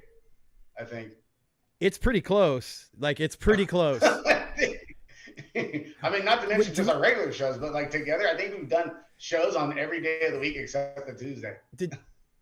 Yeah, because we did a Sunday kind of afternoonish thing. Because you might do those. Yeah. Sundays, we've done Fridays, we've done Saturdays. You're right. But yeah, Mondays and Wednesdays. Yeah. All right. Well, Tuesday's the next one then. Yeah, we're gonna have to make it happen. We gotta touch all the bases. If you're gonna do it right, we gotta do it right.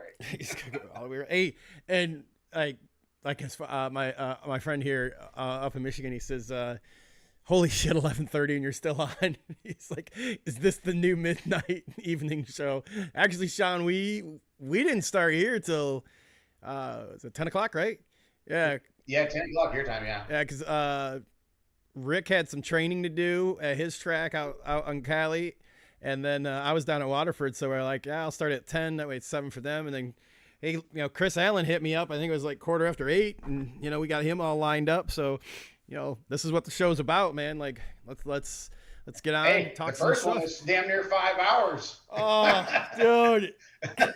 That's an award in itself, man, that first one we did. Holy crap. So the people that don't know, Rick and I have this software we can do. We run kind of behind, and it tells us exactly how many people are watching, not exactly who, but how many. And what we found out is like, yeah, it'll get late here on the East Coast, and like the viewership goes like a little bit this way, but then all of a sudden out on the West Coast, it goes that way. And we had like just probably like 30-minute lull, and I'm like, oh, I guess we could kind of wrap her up. And then I'm like, oh no, here comes the West Coast. Oh, hey, Dave's calling in. Let's hold on. You there, Dave? Yeah, I'm here. Hey, we got Bombshell Dave on here, Rick. Bombshell Dave. What is going on, man? Nothing. What are you guys up to? We're trying this new format out here, and it's a fun time. So yeah, we're just talking BMX and open forum. we're reminiscing, sharing stories about Mr. Redman, and yeah, we got I don't know. Next topic will be coming up here in a second. What's going on with you, man? How's life at the Bombshell compound? Well, I mean, obviously, Mike Redman is very close to us, and we run at his home track and stuff. So, I knew about this last Tuesday when all this was going down. So it's been heart-wrenching out here. I have so many stories about Mike Redman. He was, he told my son's story at Worlds in 2017. Took my son up to the VIP booth, the announcing tower. That's where he met, all the announcers at that race. And Mike made my boy feel very special. He told his whole story about his medical and all that stuff. Mike Redman, he was one of the guys that it didn't matter if you're a novice rider, he made you feel like a king. And something that always amazed me, he knew everything about every rider in every class he could tell a story about. I'd have to go back and listen to the show to be 100% sure, but I know that night we had, I think, 5 announcers on for Paul. And if I recall correct, like that was one of the tips, because we'd asked, like each person or each announcer that was on that night, like, hey, what are some tips for other announcers that are listening? And I swear, I believe that was him that had said that best thing you can do, one of the best things you can do is that, have some little personal things about the riders, learn the riders, and that way you can share that. And, I got to give credit because Paul has done that at his track. And Yeah. I mean, I'll just sit back out at Richfield and, waiting for my moto and listen to Paul. And he can talk about, what their mom did, grandma did while he was announcing the moto. He really took that and ran with it. And, the few times I heard Mike announce, he could just put that stuff right in there, and it's, yeah. He did. I mean, I remember at one national, I don't even remember where we were, but he had just done, the pros, and then he went into the 6 novice, and he's like, yeah, little Johnny out there, he got straight A's in class or school this week, and he just throw all that stuff out there, Mm-hmm. Oh yeah. And I'm like, how in the heck do you keep all that on, And I had many, his favorite place out here is a little restaurant named Corky's. We would finish at Grand Prix BMX and head over to Corky's.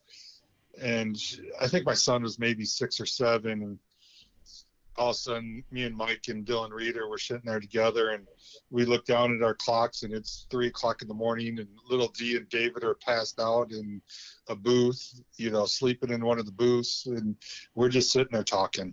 And, I am honored to call him a friend.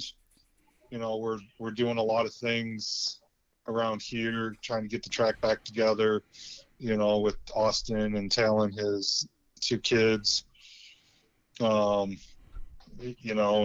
keeping the name alive. And that's the most important thing for me, is to keep the Redbone name, alive and keep his bike brand out there. So going to work hard with that. But yeah, it's I wanted to thank you guys for talking so much about that. And there's so many people out there that have them stories, and it's been so many stories around here, because Emilio Fala works for me. He's at my house every day. And him being from Ecuador, he's like, oh yeah, I mean, I remember meeting Mike so many years ago, and once he met him once, you were friends for life with him. Mm-hmm. And he always knew you. So it's quite impressive. Well, little change of the topic, man. What's anything new happening out there, Bombshell? You got any new haps? There's so much.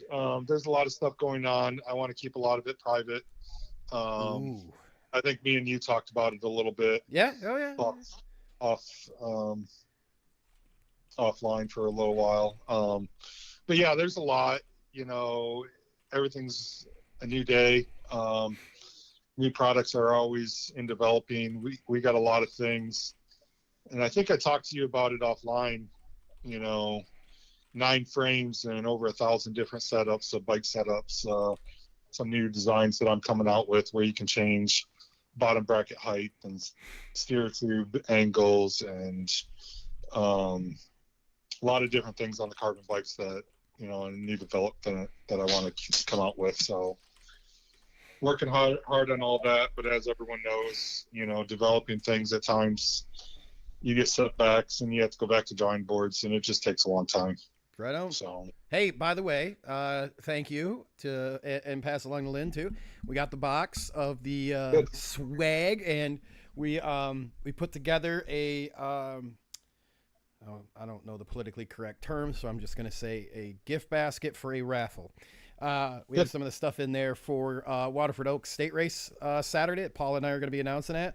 awesome. So we made it. We took some of the we took a jersey, pair of pants, and t-shirt, put it together in there. So we've got a cool little kit from Bombshell that you guys can go out and raffle on and try to win that this Saturday. And we threw in some stickers and some other stuff too. So we made it pretty cool. So there's gonna be somebody running around with brand new Bombshell uniform.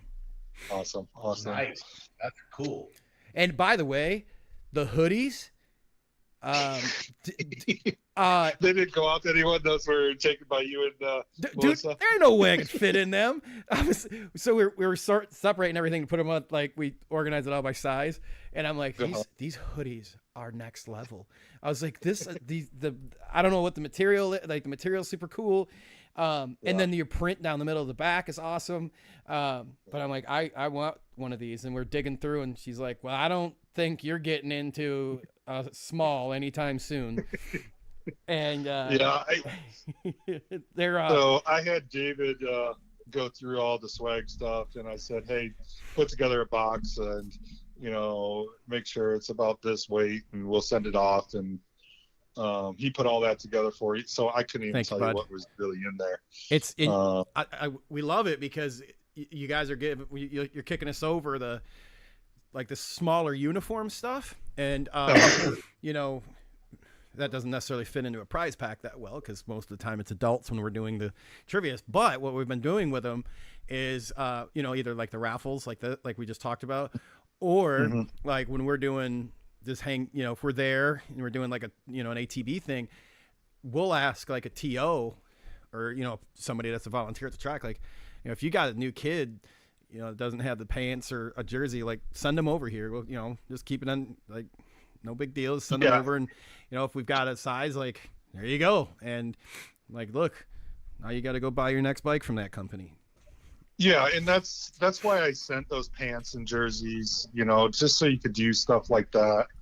I know it's not a good raffle prize, or not a raffle prize, but a prize, but it's more than that I wanted to help you guys support, and I know it's summer there, and so it goes a long ways. It goes a long ways. I had a couple the jerseys in the car tonight and helped there's a Waterford just graduated, I don't know, like their 9,000th kid out of their beginner programs they do. They're killing it there. And the kid was out there practicing, and I gave it, I'm like, here you go, man. He came over and got some danger snacks from me. And I said, I think I got a shirt in here that'll fit you. So, dude, that's super cool. Like by far, I'd rather be, and I know you would too, helping out that way. And like, we got, absolutely. What nationals you guys headed to? So I just got out of court with my boy, cause his mom moved to Texas, and she's still trying to fight custody and move him to Texas, which is not happening. So he's in Texas right now. He's going to fly home right before we go up to Reno. We're going to do Reno. We had court Tuesday. Otherwise, I would have been at Rockford, but, I didn't want to run any errands into that. Court's kind of important. maybe a little bit. So I think we'll do that. And I'm really, are you coming out to that City of Industry? I am not, because I just started the new gig here, and I won't be doing much traveling here for probably at least 6 months, but it'll be on after that.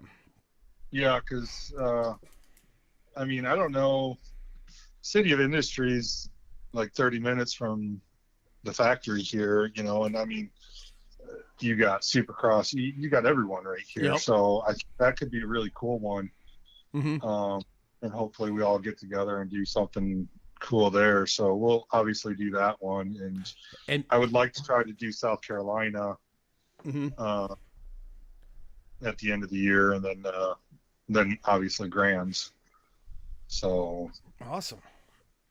But I didn't travel as much. I mean, there's just a lot of things going on. Sure. So it's way when you're. Yeah, totally understand that. As you probably saw too, I've got working on getting that visitation back to see my kid too.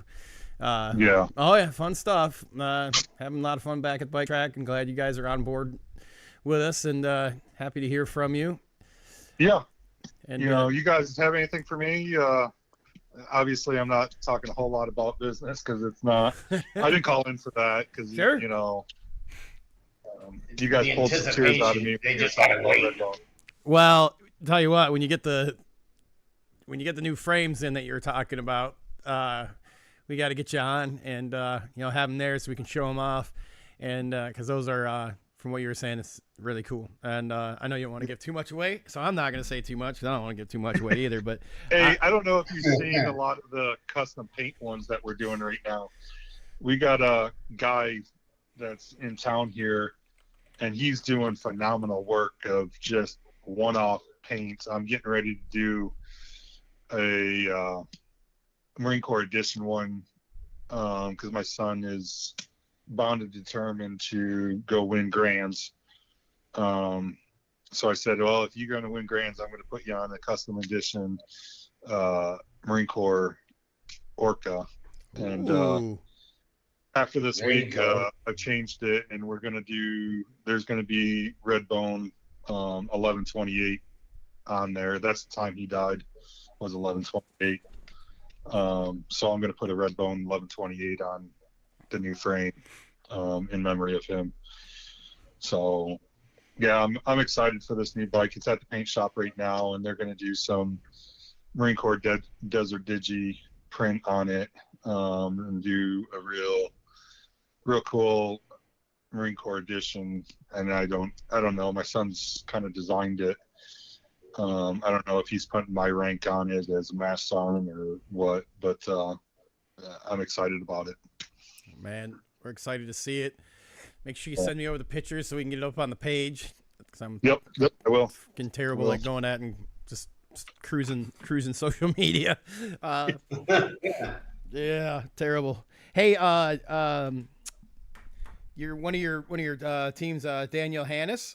He wanted me to make sure I passed along. He says hi. We were actually on my drive back from the track. I was on the phone with him, and he always sings your guys' praises, and you know he's got the Valor thing going on, and you know they're a good group. We go out and we had Gate 9 make some special number plates for him, and because we had Billy change the color from our green to their blue. And that's how we met, and they're a good group there, and I want to make sure I pass along. He said hi, and he's always singing Lynn and your praise, and we're glad we're all family here, man. Like it's you know, and that's one thing that I love about this sport. As much as you know, it's a love-hate sport for me on many different reasons, but one thing it's a lot of family, and if we can remember that and keep that going, you know, we're all in here together. No one's making $1 million in this industry. You know, everyone's doing their part, and that's the love of this place. And you know, we have quite a special Grand Prix is a pretty special place. I mean, Mayor Stromberg's still around. He still comes out every once in a while. you have Dick Cheeseburger that, that's his home track, and, Emilio and a lot of people. And we have a good group there. And, Nat 1 riders that came out of Grand Prix BMX, and, not only Nat 1, but, NAG riders that come out of Grand Prix BMX, and they won the track points. I don't know how many years they won it. It's pretty impressive what Mike has put together. Mm-hmm. So. What do you think about the Nick Valencia recommendation of making the Mike Redmond Humanitarian Award? Yeah, dude, I love it. And it's so, obviously I think I found out like 4 minutes after he passed away. We were actually at Grand Prix BMX running open practice on Saturday. We canceled racing and just ran open practice, and I was actually running gates when he passed. And it's one of them things that we were all talking about, the people close, family and everything, talking about it. And I kept asking, hey, you guys have to post something. You have to post something. And no one was. And I'm like, this is going to leak. Someone's got to get ahead of this. And, it was posted. Some of the people that were close hadn't told their kids yet.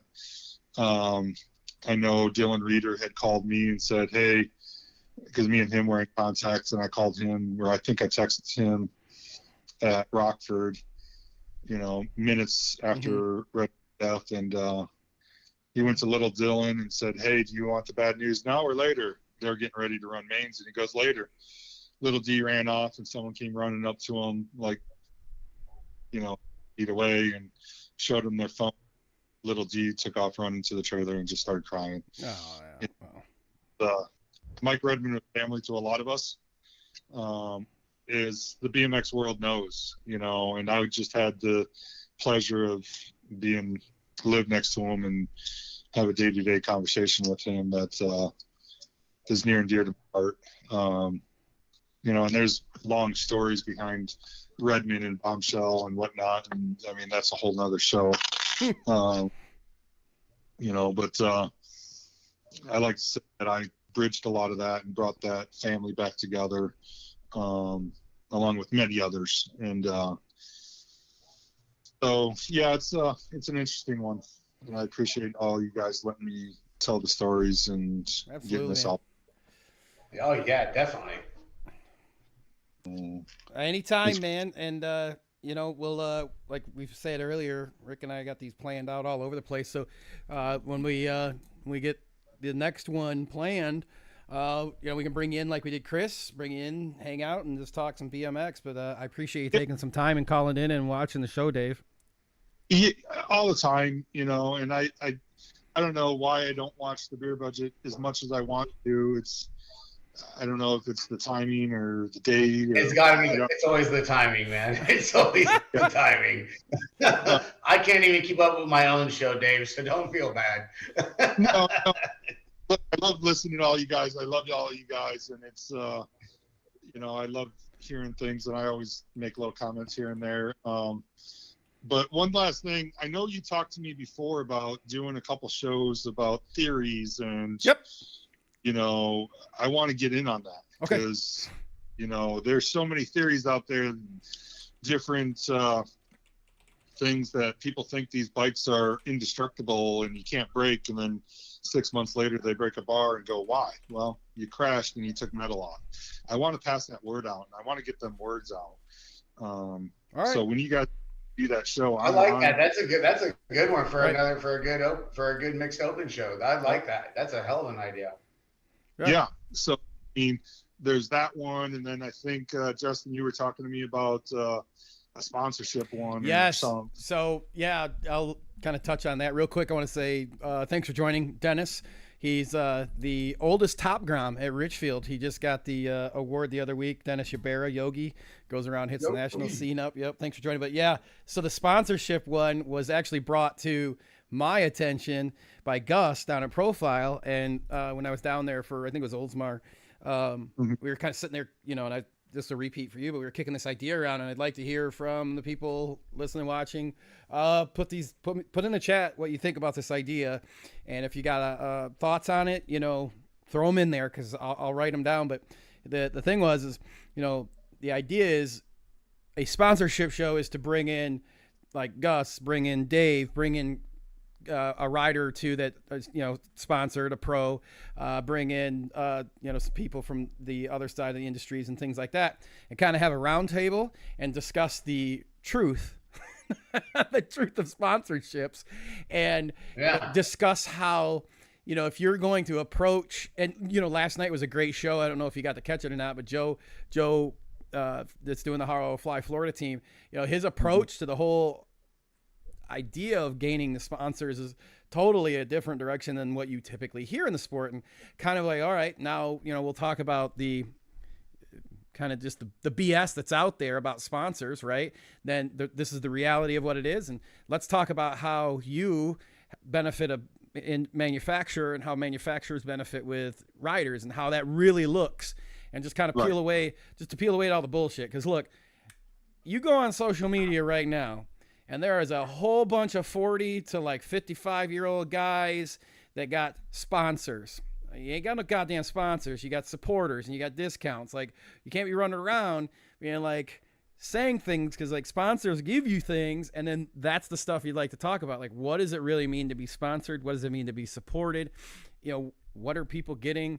And the reality is not everyone's getting airline tickets and meal, whatever, and all that stuff. And let's just put it out clearly, all the parents, including myself, we grew up in the era where, your BMX race bike was your school bike. It was your park bike. It was one bike, and they sold 1 million Haros in 1 year. No, I don't think there's a company out there selling 1 million race bikes a year. True. So the money is not what it used to be. Mm-hmm. Now we have all these specialty brands where, you got your dirt jumper, you got your park bike, you got your race bike, you got, your downhill bike, you got your dual slalom bike, you got your dirt jumper and your wheelie bike. I mean, I'm just trying to picture what my son has in the garage, and I'm like, there's bikes in the garage. It's crazy. And we had one bike that. Go ahead. I'm sorry. Yeah. My leg's a little behind. So I'm sorry to cut you out. Go ahead. No, so, the theory behind, oh, well, you're the manufacturer, you can pay for everything. That went away. I don't know. As I always tell everyone, I'm new to this industry compared to a lot of people like the Redmonds and everything else. I had a career before this. I did 20 years in the Marine Corps, and before that I was a motocrosser, and I rode many years of motocross. And one of the only times I rode BMX was 1979, and my dad ripped his jaw off, and he said, "Throw away that BMX bike. We'll stick to motocross." So that's kind of where I am, and and it's become my life, BMX, and I jumped in full or both feet, and we're making a run, and it's an uphill and downhill thing, and that's okay. Yeah. And that Billy wants to jump in on that show. Billy, you got a spot. So let's after this weekend, I'll get a hold of you, Dave, and we'll try to hammer out a date, and then I'll get a hold of Gus and some of the other people that we had talked about, and like, let's make this happen, because I think we'll make it a mixed open show, and you'll have Rick and I on here, and we'll bring everybody else on. I think it'll be a good killer show. Yeah, I mean, and especially that theory one. I mean, there's so many different theories that are out there that what's the truth? Well, what works for what kid? And, you can't have a formula to make the right bike for any one kid, because the kids are different. So I would love to go into that. And, I got a theory against all theories, and, I got theories against my own theories, and let's put it out there and educate everyone. All right. Hey, that sounds good. It's always fun chatting with you. We'll chat soon. You have a great night. Thanks for calling in, Dave. We really appreciate it. Oh, anytime. And, you can call me at any time. And I just happened to jump on and, gave you a call while you took a break to go to because there must have been a delay, So, but yeah, I love you guys. Let me know if you need anything. Give me a call. All right, man. Good chatting with you. Have a good night, Dave. Take it easy, Dave. Good guys. Awesome. Always a good time chatting with him, man. You get a luck. Oh, yeah. You got it lucky, man. You get to see him a whole lot more than I do, man. He's like, well, I see him, but Dave's a people person in the sport. He's hands on. He's talking to people, talking to families, talking to riders. So like I'll see the truck, but I won't necessarily always see him. Right. I'll see him from a distance, having like 4 or 5 factory dads around him and stuff. Fact, man. He's a bit.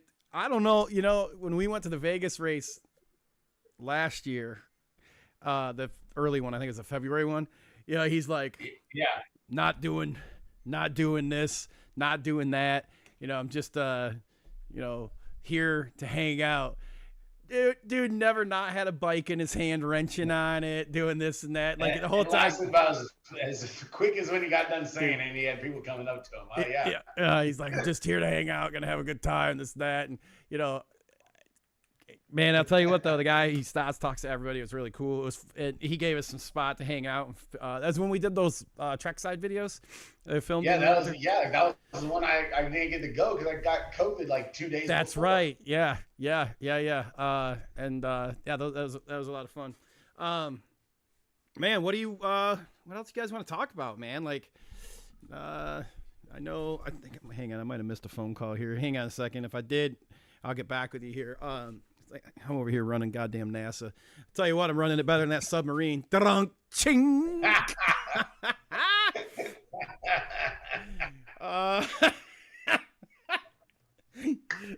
There it is. You knew it was going to happen sooner or later. Baby. Oh, man. Save it to the end. I wanted to give I kind of did earlier, but I wanted to give like a shout out that Paul and I will be over there at Waterford Oaks announcing their state qualifier. And it's funny when you were mentioning Redman and I forget the other gentleman's name when they split the track. Like that's just how we've never not announced that way. And no one's ever said we've never been like, let's do that. Like Paul and I just kind of we just do it. I've done it. I've done it a couple times, when me and Roy Ball do the state races here in Cali and stuff when we get the big ones. And it's good. It's cool. But sometimes it's hard. You can do it over there at Grands, with the way Jimmy and Mike had. I mean, they did it for so many years. They had their way of doing it. Sometimes like Al and I, we can get it going, but it depends on how fast they're dropping the gate too, and how long the track is. True. But those guys, they always did it just phenomenally. Yeah. Well, we have, our state races are a little smaller. Our state races have grown exponentially. I don't want to offend anybody, but they have grown. We're ringing our state qualifiers now about 70 motos, which is great. And we don't run they don't run opens. So like when you take the opens out of the equation, like 70, it's just straight 70 class motos running. And we only do the opens, I think, just on the finals. Final day. We don't do opens either. So what's happened is it makes it a little easier for Paul and I because we can start really quickly knowing who's who. Yeah. And we have a lot of fun with it, and I want to thank Waterford for asking. It's a good time, and the parents appreciate it, and it just adds a little bit of a twist if the opportunity comes up and you can do it.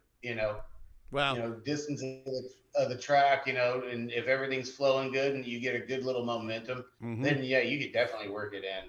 And it's always fun, because sometimes announcing by yourself, you do it long enough, you get that extra voice on the mic, even though if you're switching off, like usually what Al and I do. But then you get up to the big ones, and then it's like, we're gonna give these guys the whole caboodle right now. And also, I know you do this, especially with Al. Like y'all got to take your digs at each other to get one of you guys to laugh on the mic. So like, dude, Paul and I can have a whole nother language going on at the track, and people don't even know we're just taking jabs at each other. Oh yeah, that's Yeah. It's like We do that when, like, if there's a rider down or if there's some downtime. Yes. That's all it is cheap shots at one another. Oh yeah. I think I'm one up on him. He got a good one. Or maybe he's up right now. He got a good one on me at the last race. So looking forward to Saturday out there at Waterford. And found out in like mid-July, Patrick Dietz, the owner of Cyclocraft, he's coming up from Florida. He's gonna do a little Michigan tour. So excited to have him swing up here. Found out. Sweet! They'll get him on the show. Yeah, that's cool. Yeah, I'm working on that. I won't be able to do it when he's here, unfortunately, because he's up here for some I think it's some family stuff. But he's like boom, boom, boom, boom. So because we did talk about it. Oh, okay. Well, we're still getting him. We're gonna get him on the show. He's been scheduled a couple times, but then stuff happens and shit happens. Right. You know that. Yeah. So what do we want to talk about? We want to talk about Poppendale? What do we want to talk about now? Well, I mean, we got Poppendale coming up, this weekend. It's going to be, we're going to be missing Cam Wood, which, he took that nasty jigger down the hill in Turkey, which, hurts the USA rider points.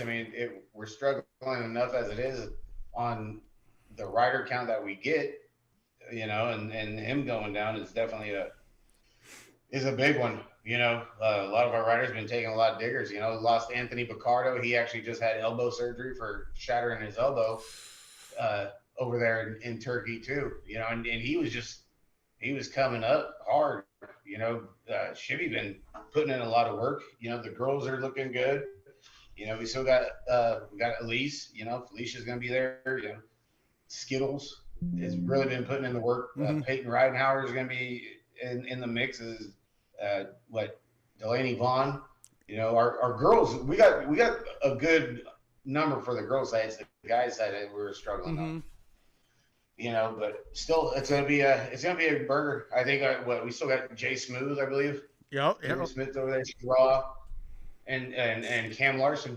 Cam Larson's been like the cerebral assassin, going places and chipping away, getting podiums. So. Maybe this is Cam's weekend. You never know. Dude, the kid is so fast. Like he's just greasy, dude. His leg quick twitch speed is I don't know. Him and Andre, when I was staying down there in Florida, they came down and did the Bangin' Bars. The Bangin' Bars Pro-Am.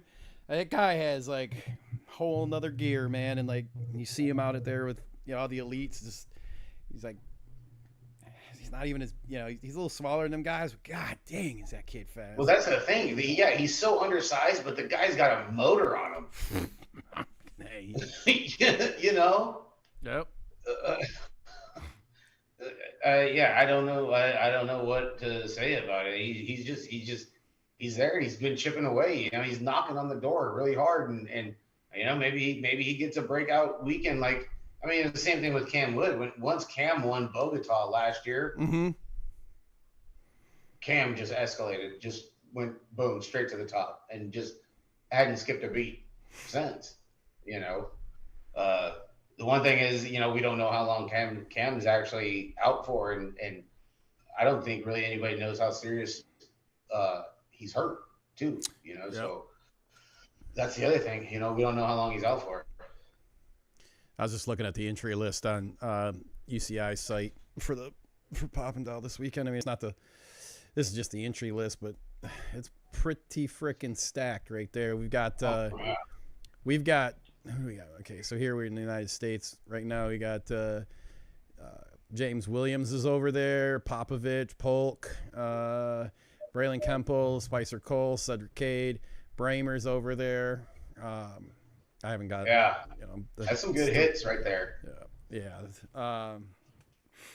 Let's see here. In the girls, we've got Lexi Colby, Peyton Ridenhour, Felicia, Delaney Vaughn, Elise is there. Yeah, for the juniors or however it goes, the U23, we got like who you just named off is good. It was the elite guy side that we were a little bit hurting with Cam going down, Let's see, I might have scrolled past that on accident. Oh yeah, I did. Yeah, and I'll share the links because you guys make sure you get to, if you don't, I'm going to put the links in. You guys click the link, go over on YouTube, and seriously, hit the remind me for the show, for not the show, but the World Cup stuff, because notify. You're never going to remember when they go live or something like that. Yep. So I sent that out. I sent that over to you last night, right? Yeah, I got that one. So any bold ass predictions for Pop and Dial then? Man, you know what, Justin? I'm not sure, dude. It's tough. I mean, you go off of Turkey. Turkey was a burner. You know, they put on a hell of a show. And Turkey was one of the first all asphalt tracks too. So, I don't know what changes if Pop and Dial's made anything significant. I mean, I've seen a handful of stuff in practice and everything, but no one's really said like, oh, well, they changed this or this is different, or any kind of like struggles or anything from some of the other social media sites and stuff. So, hey, Jeremy Smooth, he can come uncorked and put one down, because he's been, and Jeremy's old, but he's been really, I know it's weird. You calling him old because he's been a elite for so long, but I mean, he's really been knocking on the door too, Jay Smooth. So, yeah, I don't know, brother. They're just gonna have to tune in. That's it. Oh shit. The ladies, it's gonna be a burner. I mean, when they had Elise, Shriver, Smolders, Pahone,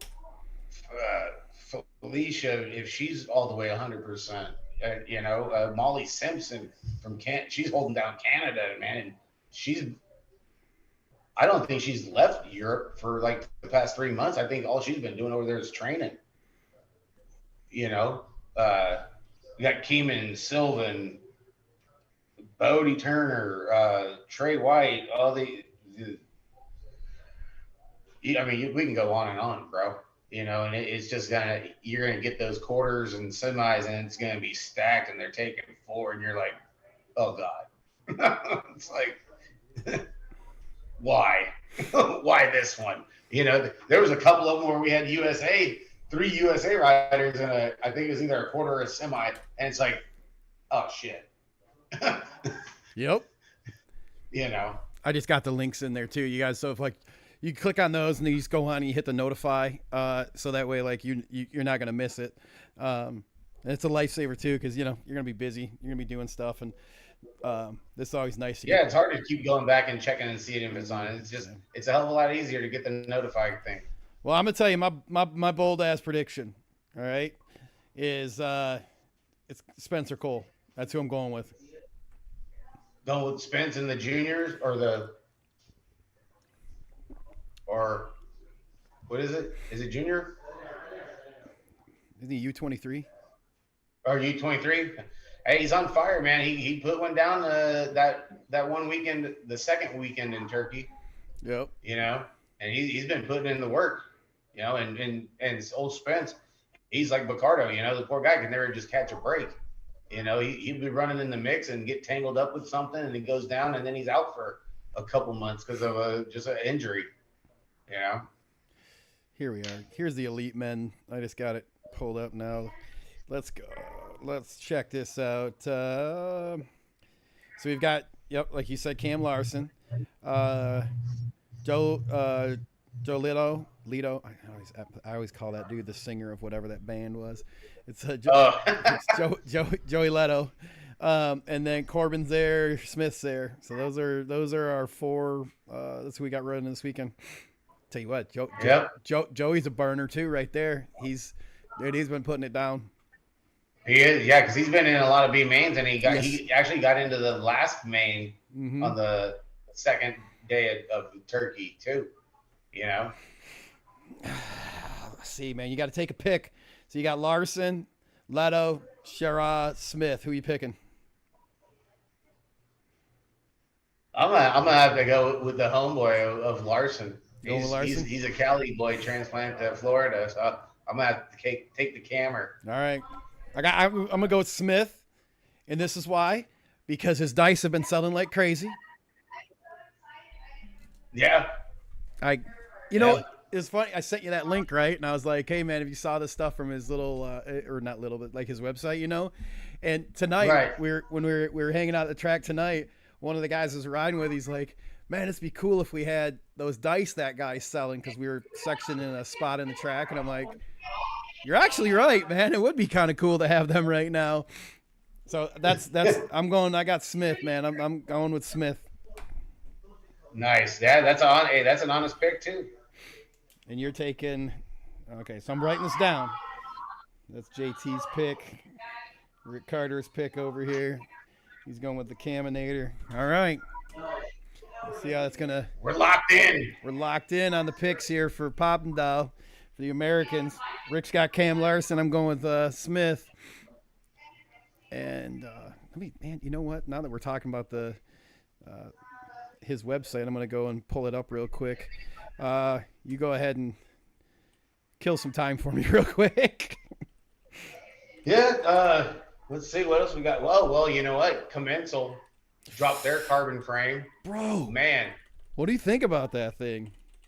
That was I was on a split screen. I tell you what, man, these carbon fixed rear ends, you know, now they're throwing that into the mix with the Vision frame of Supercross, the fixed rear end of Mebo, Supercross. There was another one with a fixed rear end too. Yeah. What the hell was it? There's like 4 of them now, you know. But man, Commensal, that thing looked tough. It looked tough, you know that. So I mean, I'm curious to see what Smolders and Sylvan, what theirs is going to look like, or if they got theirs yet or not. You know, that's going to be. They already just the aluminums look sweet. You know, I mean, hell, their mountain bikes are freaking the gym. You know. Yeah, dude, watching the some of the not the Red Bull help me out, the trick stuff, the God damn it, not Big Air, but help me, the Revolution. Yeah, that one, and the style one. Speed and Slope and Style. Yeah, dude. I don't remember who was running their bike, but I was.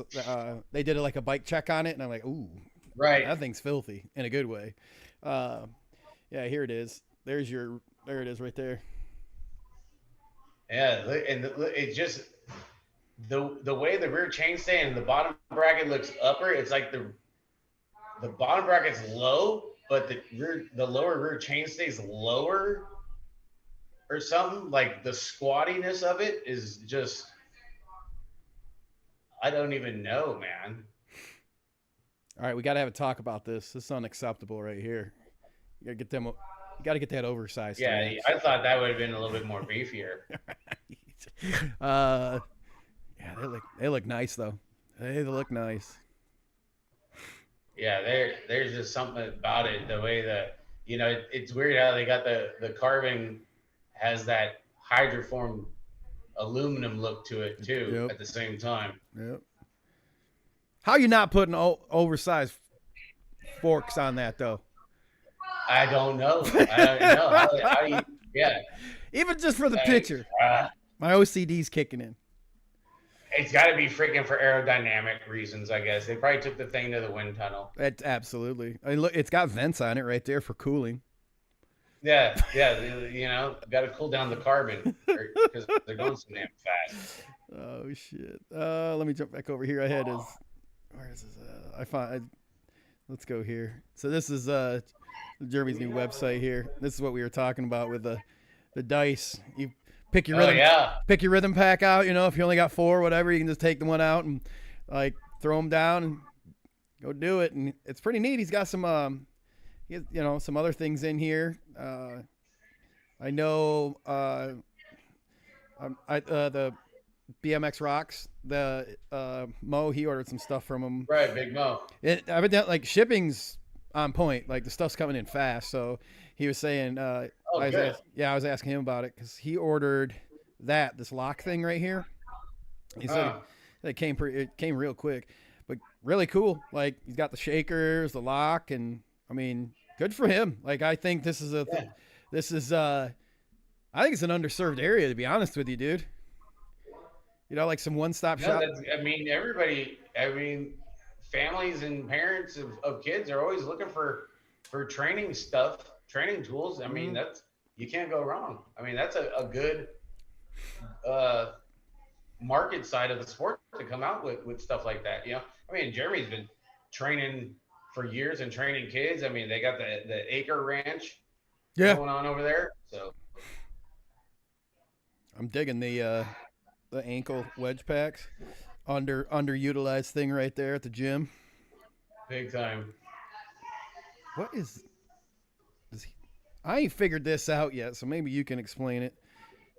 Sit up I was looking at this earlier. I ain't quite figured out how this. Oh, it attaches to the back of the door. Okay. Kinda like how the rubber bands do. Okay. Gotcha. Oh, yeah. Okay. There's a fitting. There's like a fitting or something that goes between the door jamb and you close the door. Okay. Right there. Yep. Then what the hell are you doing with the padded part then? So you hang this thing on the door? What are you doing with this thing? Well, no, that goes up on top of your feet. So if you're gonna do sit-ups. You fucking just hanging on the door sideways with this thing? Well, no, you close the door, so you're going to be facing the door shut. Oh, wait a minute. I'm an idiot. Sit-ups. I got it. I was thinking you like hung on the door with this thing and did it. Yeah. Whatever you do, don't try using it while you're drinking. No, it could be like I think everybody's got a story when what are those tables called? The inversion tables? I think everybody's got one of those stories. Yes. I'm stuck. I can't get out this sumbitch. Next thing you know, you're going to have a box freaking show up at your door in 2 days. You'll be like, damn, I didn't know I ordered this shit. Oh, drunk Amazon shopping. Daniel, have a good one. That's the best way to do it. Sorry I couldn't get back to you, man. I apologize. We'll get next one we do. We'll have you call in. Yeah, that's kind of like that's the most phone calls we've taken, and it's actually kind of crazy. Like that's good. That was cool. That worked out good. You know, we get the next one on a Friday or a Saturday or something. You know, get it lined in. You know, we get another 5-hour episode in. Dude, we're good. We're good on that. Did you good to wrap up, or you had some more stuff? What do you want to do? Yeah, no, I'm good. I'm good to wrap up. I got the kids are all coming in from doing. They're either doing sprints or they're doing gigs outside and stuff. So and then I think they're getting ready. They got to do. I think they're going to Napa BMX, old Donnie Robinson's track tomorrow to go do some training and stuff. So there's gear bags and shit in the living room. Get them bitches airing out, bro. I could. Yeah, I know. It hasn't got me yet, so I'm pretty sure it's gonna be stanking. All right, well, man, have a good time. Have a good weekend. Are you guys on? Excuse me, you guys on this weekend? I'll be on. Mike's supposed to be flying in. Okay. Sometime Saturday. So, and I know his flight's gonna be close to making it on time, or just making it to be able to get to the side hack race there in Roseville. So, but yeah, I mean, even if he doesn't make it out or whatever, I'll be doing a show or whatever. Or, you know, you got your state race. We could do another one on Saturday. Yeah, Saturday's fine. Oh. And then you can tell us about your state race, and we can talk about the side hack race that we got going on and stuff, and maybe take some more calls or whatever. Yeah. Hey, if you're there, grab some videos, and if you send them ahead of time, I can get them queued up in here. We can watch the side hack races. Yeah, definitely. All right. Yeah, I'll be going live for the side hack races. Oh, perfect. I can just download them from there, then, and we can watch them again in the show. Okay, perfect. All right, Rick. Fun time. Definitely always fun, Justin. We do it. We have a blast doing this stuff, dude. We're pretty good at it too. Yeah, and that's a kick-ass new logo we got now. So there it is, baby. How can you not like the Mixed Open Show logo? And with that, man, we're gonna end it. And you guys have a good night. We'll talk to you guys soon. If you can. Yeah, everybody be cool. Be safe. Have a great weekend, and we'll be coming at you again sooner or later. Right. Hey, hang in the Zoom real quick. I'll cut the feed. I got a quick question for you.